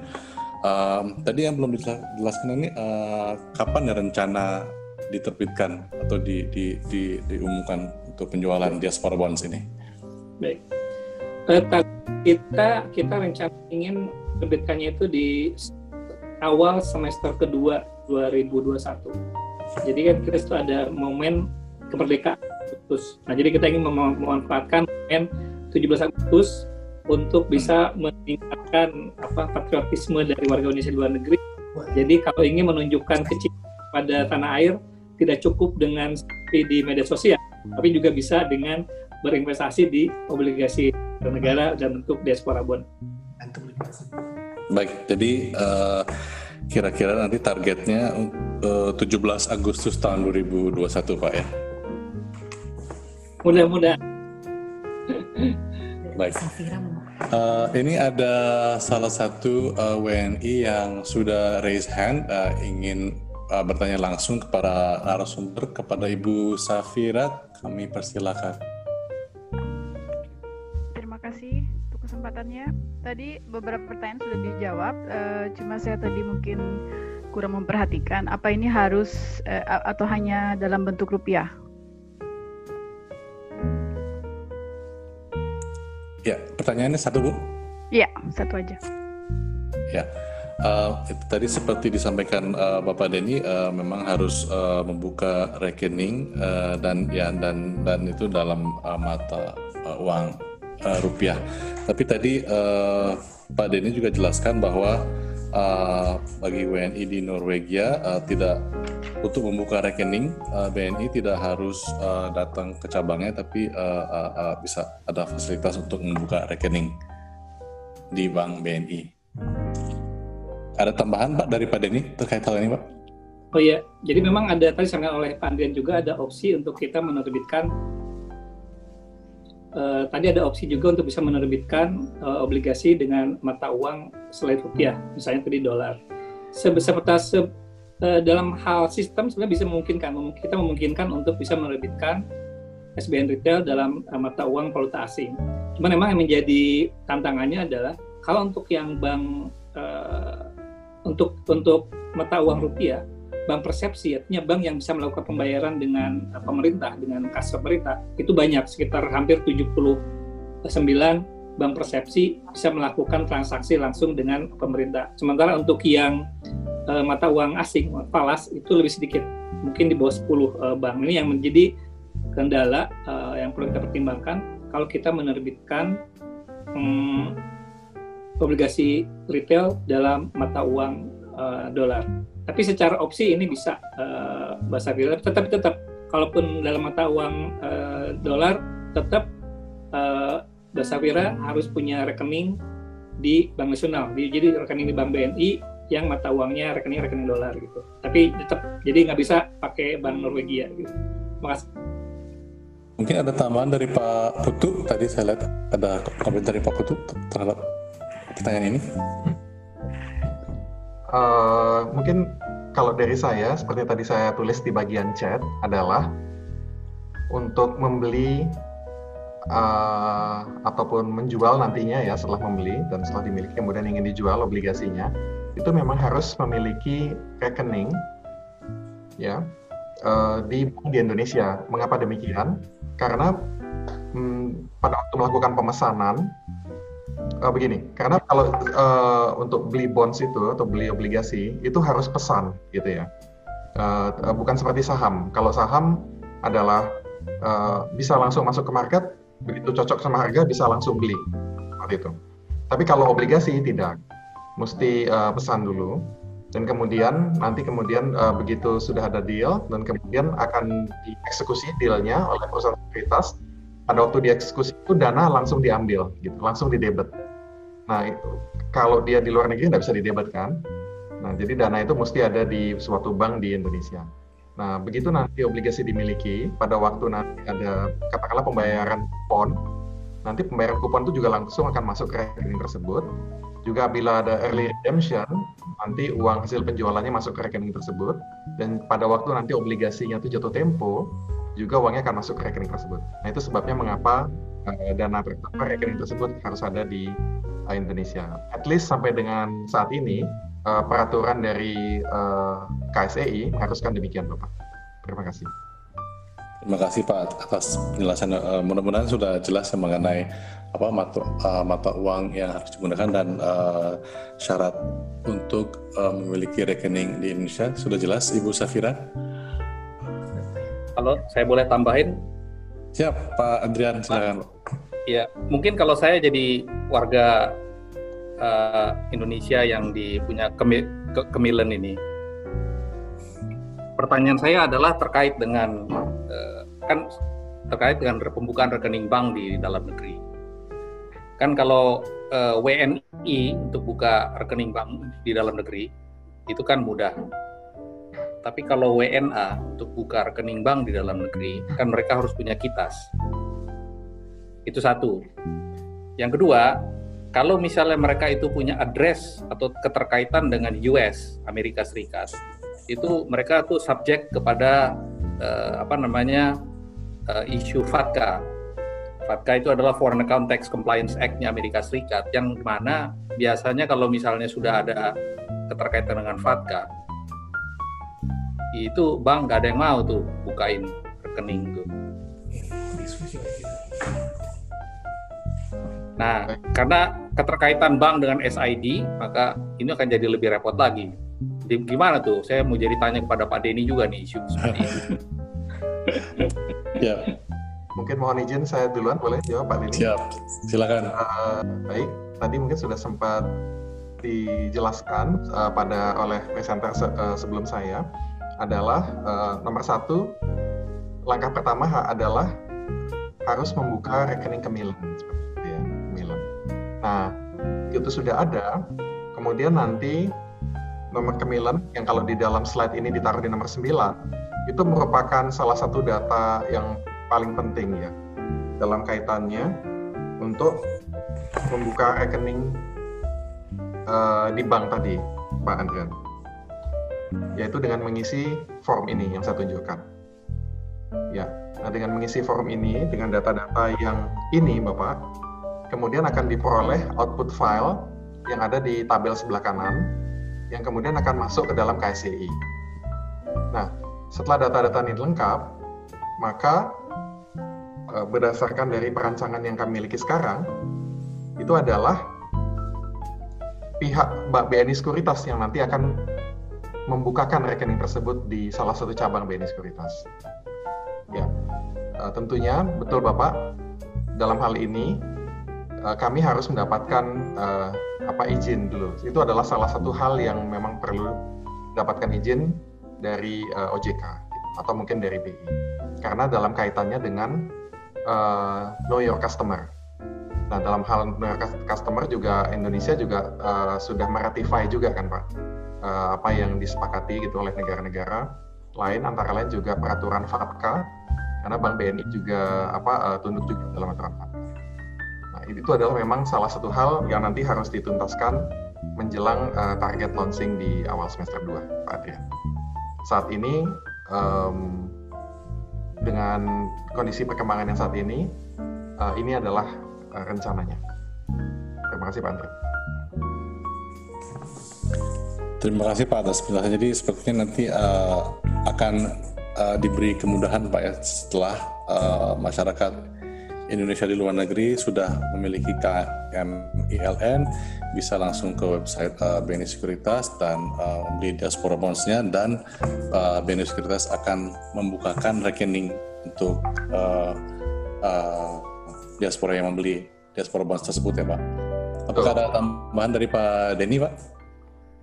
Baik, memang salah satu PR yang sedang coba kita koordinasikan di tanah air terkait dengan penggunaan kemilen untuk pembukaan rekening bank bagi WNA. Nah, sebetulnya kalau kita melihat dari rujukan di peraturan dari OJK, di Otoritas Jasa Keuangan sebagai pengawas perbankan, sebetulnya dimungkinkan bagi bank memberikan atau membuka rekening bagi nasabah dengan menggunakan dokumen selain KTP atau yang tertera di Kapil. Jadi selama dokumen tersebut merupakan dokumen yang diterbitkan oleh instansi resmi pemerintah, itu bisa dijadikan sebagai alat identifikasi untuk membuka rekening. Nah, yang kemudian yang sekarang sedang kita coba teman-teman di Kemlu dan juga dengan teman-teman di Kemenko ini untuk bisa mensinkronkan dengan Perpres terkait dengan Kemilen. Nah, masalahnya di Perpres tersebut yang Kemilen itu yang diatur secara detail, secara eksplisit adalah benefit atau keuntungan atau manfaat bagi pemegang Kemilen yang berstatus sebagai WNI. Sedangkan untuk yang berstatus sebagai WNA ini tidak dinyatakan secara eksplisit apa saja keuntungan yang bisa diberikan atau fasilitas yang diberikan kepada WNA pemegang Kemilen. Nah, ini yang kemudian juga menjadi salah satu yang sedang coba kita koneksikan dengan Kemlu dan dengan Kemenko, artinya menerbitkan Perpres ini untuk bisa memastikan bahwa Kemilen ini dikonfirm sebagai saat dikonfirmasikan ada penegasan bahwa Kemilen ini bisa menjadi dokumen yang bisa dipergunakan oleh perbankan untuk menerbitkan rekening bank bagi pemiliknya. Jadi memang ini salah satu isu yang masih ini Pak Andrian yang kita coba selesaikan dengan otoritas di tanah air, sehingga memang untuk yang penerbitan diaspora bond yang pertama ini kita akan lebih banyak menyasar fokusnya adalah kepada WNI yang di luar negeri.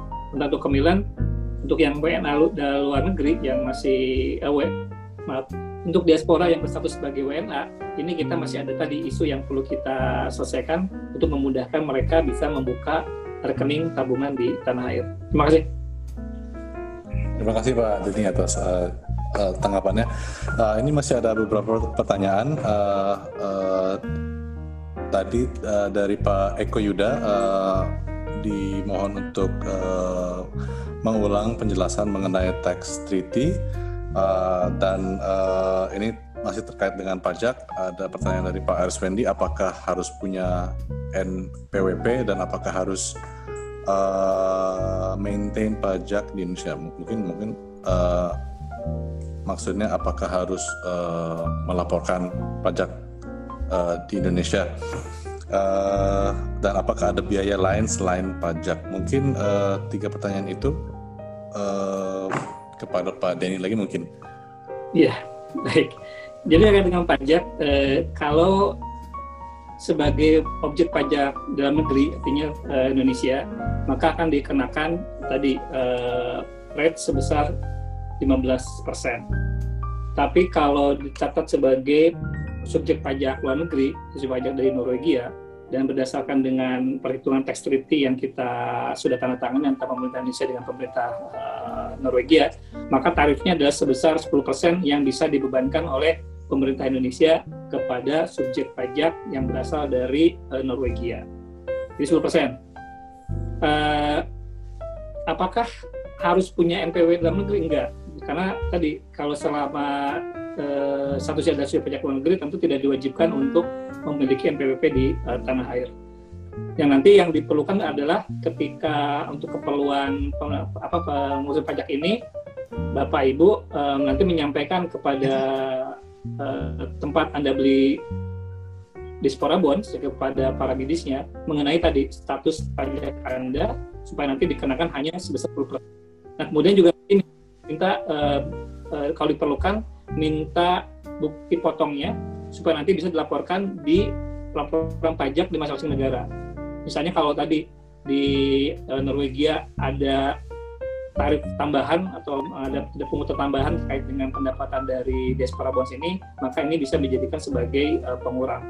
Di beberapa negara bahkan umumnya ada beberapa negara yang tidak sama sekali tidak memungut pajak dari obligasi seperti ini, sehingga at least yang dibayar yang memang sebesar yang apa yang dipotong di pemerintah Indonesia. Jadi ini hanya untuk bunganya saja, untuk kuponnya saja, sementara untuk pokoknya tidak ada pajaknya.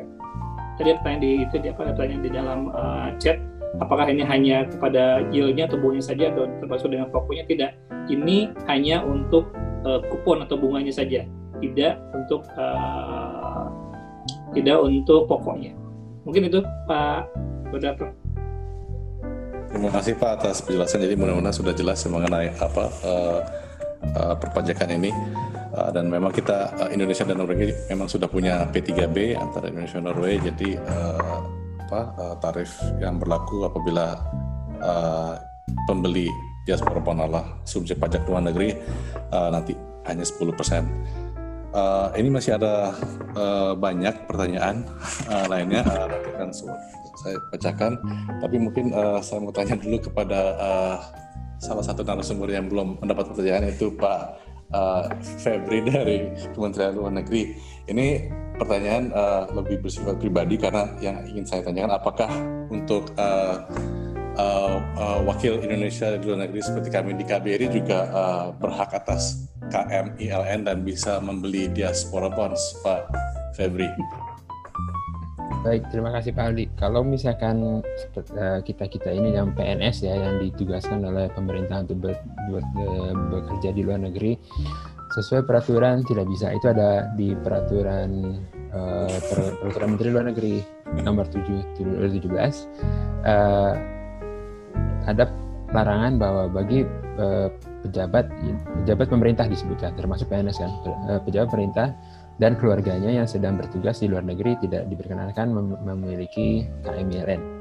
Demikian Pak Ali, sayangnya demikian. Jadi kalau misalkan mau protes mungkin bisa ya juga secara formal ke kantor untuk dirubah. Sayang sekali tuh, justru dengan jumlah perwakilan Indonesia yang mencapai 132 orang dan jumlah PDLN yang mencapai 1.800 orang beserta dengan local staff, ini menjadi opportunity yang hilang bagi negara. Kalau pegawai setempat diperkenankan Pak Aldi, kalau pegawai setempat diperkenankan hanya PNS, hanya pejabat pemerintah. PNS. Ya. Berarti bagi Bapak Duta Besar bukan PNS bisa beli? Saya harus bertanya kembali. Boleh nambah ya Pak Rino. Jadi kalau untuk WNI, sebetulnya untuk yang dengan seperti Bapak gitu ya, WNI, PNS, sudah bisa berinvestasi di obligasi retail yang sekarang sudah ada, gitu. Baik yang konvensional seperti SBN maupun ORI, maupun untuk yang syariah, untuk retail, untuk tabungan, itu bisa sebetulnya. Jadi kita ingin produk baru, meng-capture teman-teman yang di luar negeri ini. Gitu. Jadi untuk WNI, PNS sudah bisa nih Pak, tinggal masalah. Siap, nanti kami coba cari instrumen investasi yang lain Pak. Kalau saya saran ya untuk bapak-bapak yang bekerja di KBRI ya, kan gajinya kan dalam dolar nih. Mendingan bapak-bapak ini atau ibu-ibu ini beli aja itu sovereign bonds kita yang kodenya Indon. Nah itu misalnya contohnya tuh Indon 48 ya, itu dia punya kupon itu 4,3% misalnya Pak, contohnya dalam US dollar ya, US dollar. Nah, kalau bapak dan ibu itu taruh di savings US dollar kan cuma 0% ya, mungkin 0,1 kali ya. Sementara ini 4,3, tapi nggak dipajakin tuh, nggak dipajakin, 0. Jadi ya beli situ aja, gitu Bapak dan Ibu. Atau ya sekalian aja beli long term bonds gitu ya, misalnya FR79 yang kuponnya 8,375%. Wah itu mantep daripada nabung di bank misalnya ya, walaupun saya orang bank ya. Saya cuma kasih ke Bapak 4% tuh di Siambi Niaga. Tapi kalau Bapak beli barangnya Pak Denny dapat 8,375.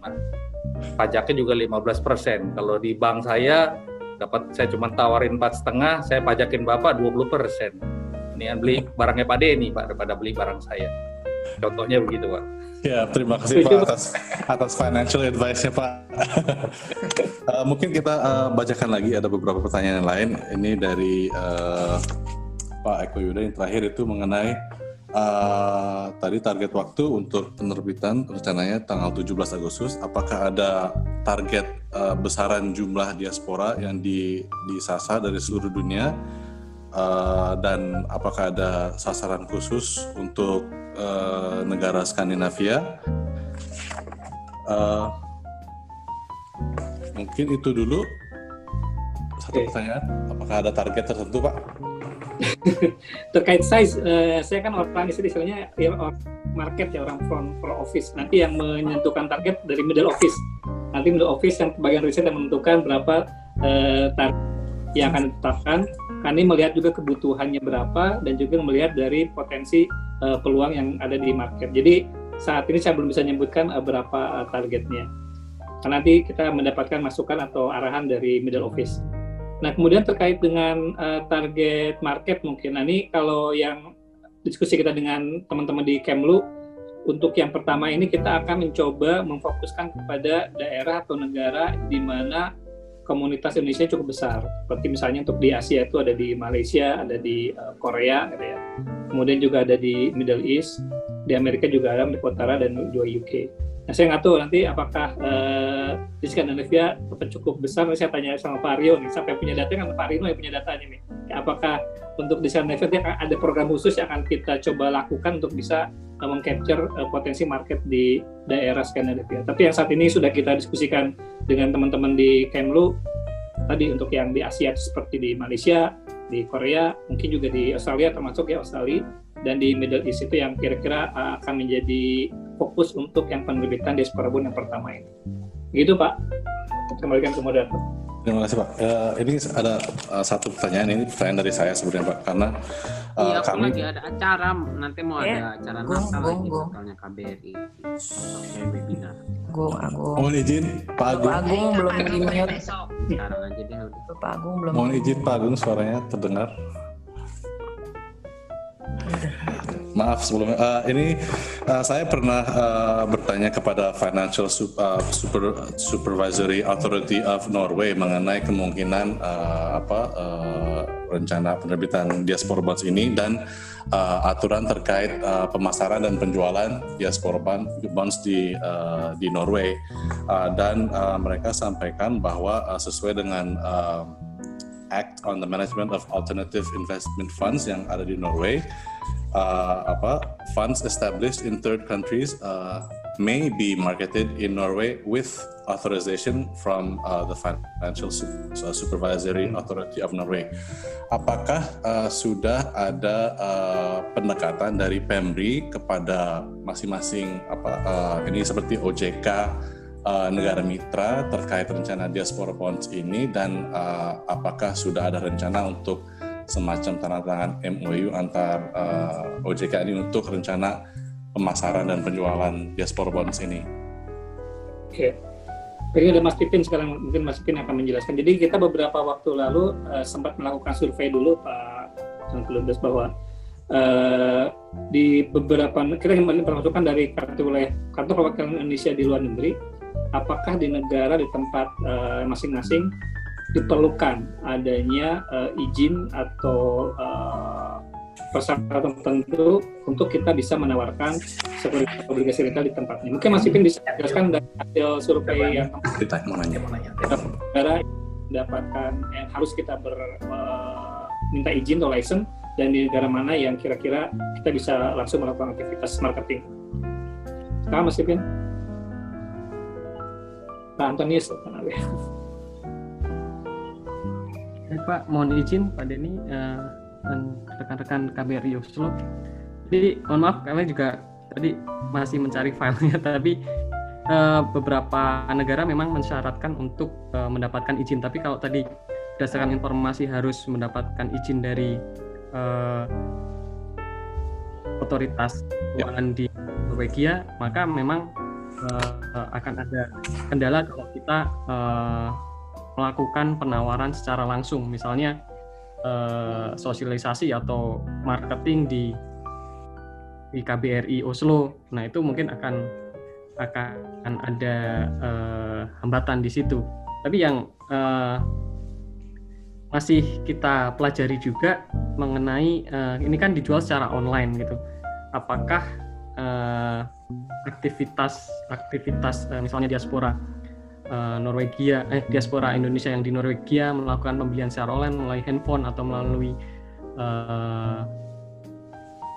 komputer mereka, terus menggunakan rekening tabungan yang ada di Indonesia, apakah itu menjadi temuan atau subjek untuk yang diperiksa oleh otoritas keuangan di Norwegia? Ini yang juga kami masih pelajari, atau bisa menanyakan rekan-rekan di KBRI Oslo, apakah hal itu menjadi salah satu subjek pemeriksaan seperti itu. Mungkin sementara itu dulu Pak Denny, atau mungkin teman rekan kami Aldo bisa menambahkan. Iya Pak, Mas. Jadi memang ini kalau kita diskusi dengan teman-teman di market, ini suatu bahkan dengan teman-teman kita dengan teman di IDB juga sempat diskusi, ini semacam gray area sebetulnya, Pak. Jadi kalau dengan metode tradisional kita melakukan penawaran produk bersama dengan lembaga keuangan di negara masing-masing, ini langsung masuk ke dalam, jelas itu merupakan suatu bentuk penawaran instrumen obligasi, instrumen investasi, sehingga harus ada izin atau license-nya.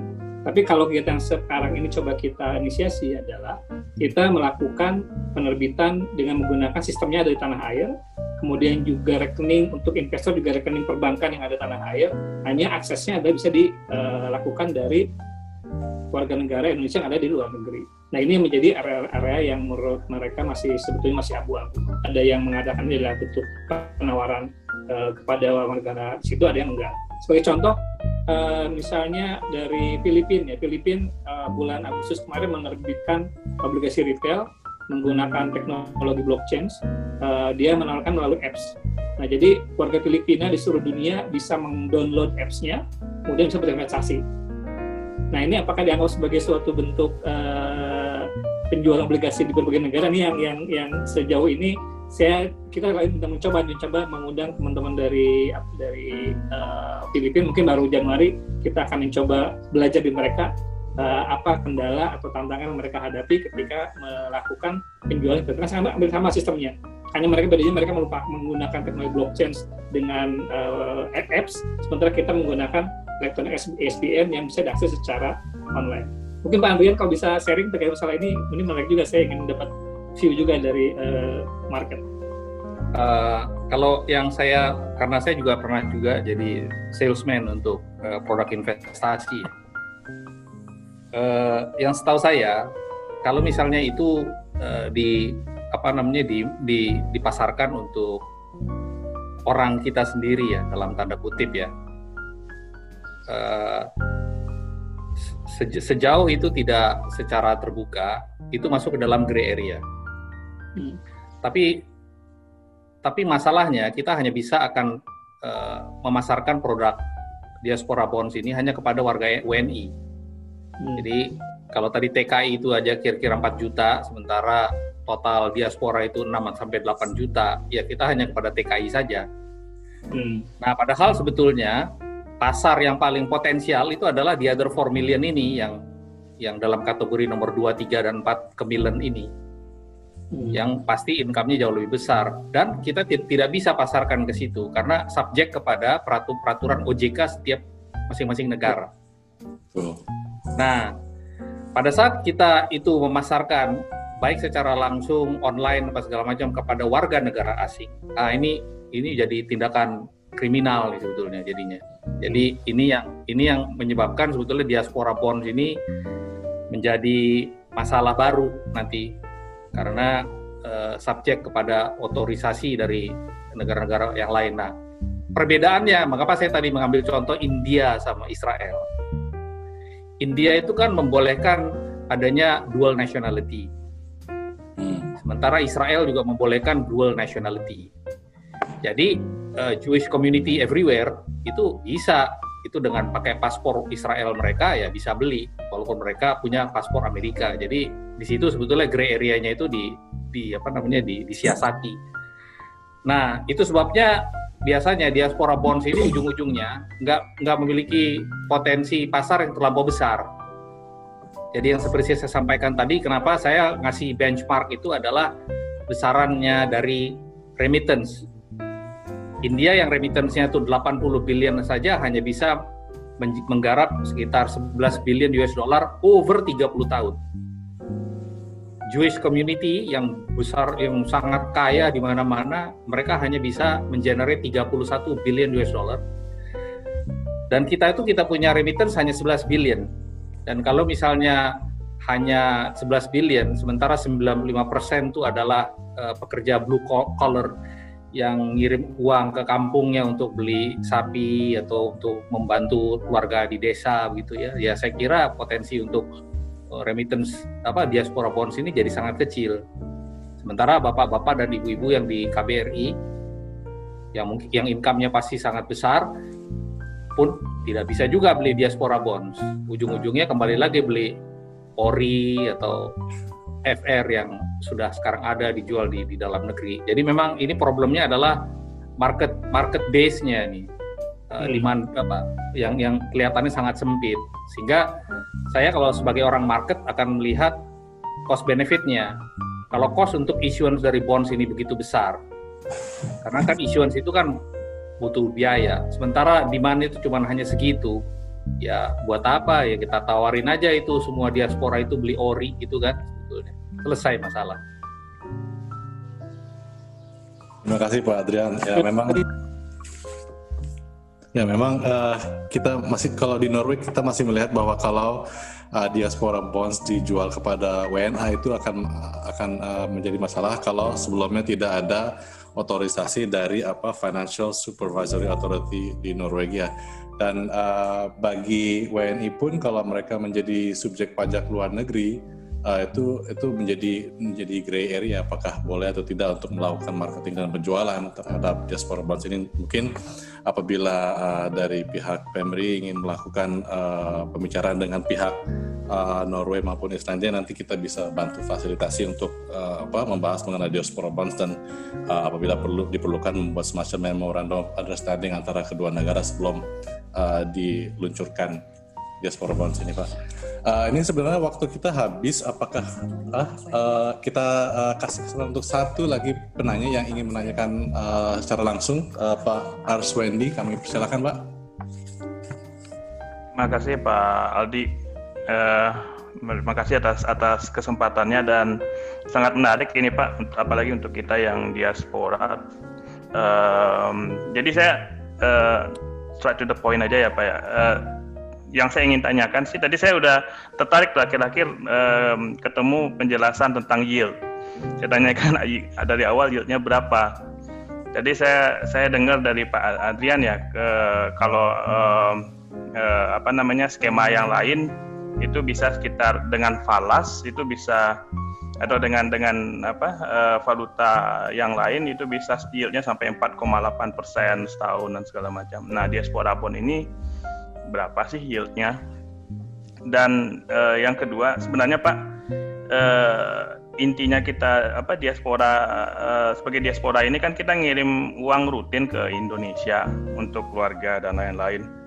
Nah, ini semacam skema yang menarik apabila kita investasi dan investasi ini berjalan dan mengenerate income sendiri.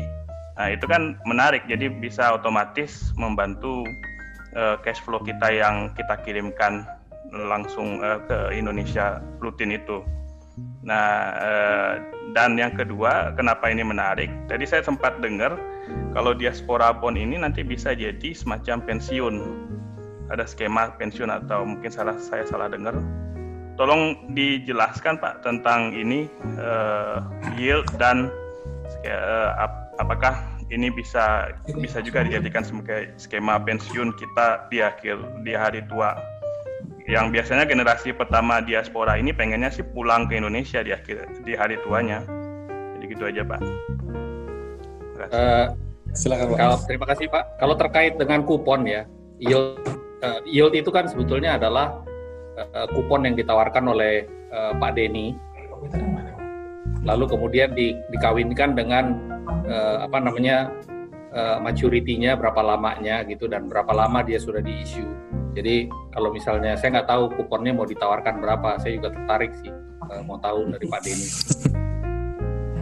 Itu nomor satu, terkait kupon tuh Pak Denny yang bisa jawab. Nomor dua, kalau terkait dengan apakah ini bisa dikaitkan dengan pensiun, sebetulnya ini dalam pengertian pensiun tanda kutip.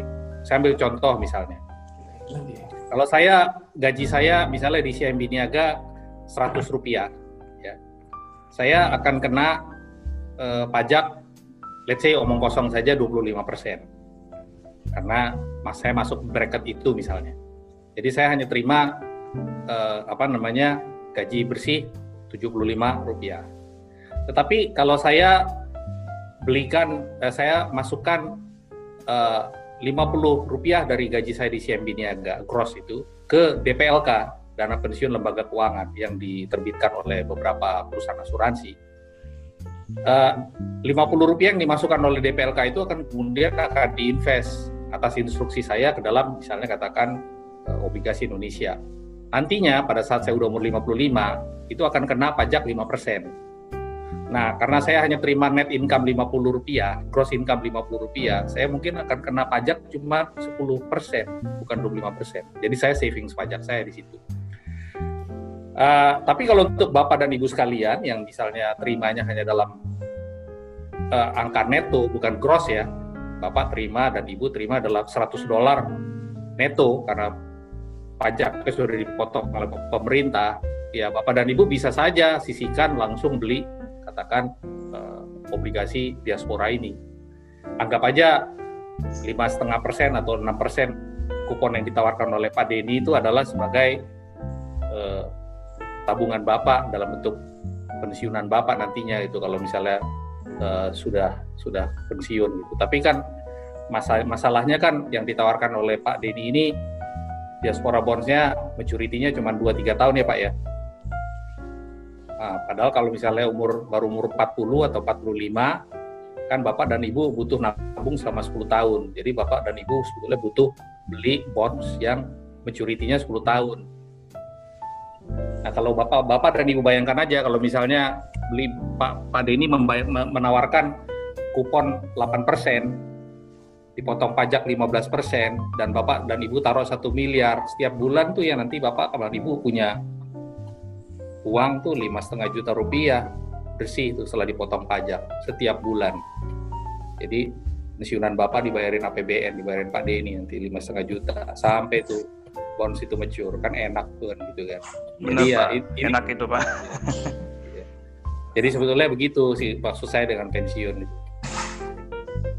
Iya Pak Denny, gimana Pak Denny? Berapa kuponnya Pak Denny ditawar? Tanyain itu sama teman. Apakah sudah ditentukan Pak atau kita masih tunggu tahun depan? Kalau yield itu nanti kita melihat dari kondisi market kan ada juga beberapa indikator yang kita jadi acuan. Misalnya dari berapa suku bunga Bank Indonesia, kemudian berapa harga bond di secondary market. Tapi sebagai perbandingan ketika kemarin kita menerbitkan ORI 018 itu kuponnya sekitar 5,7% per tahun.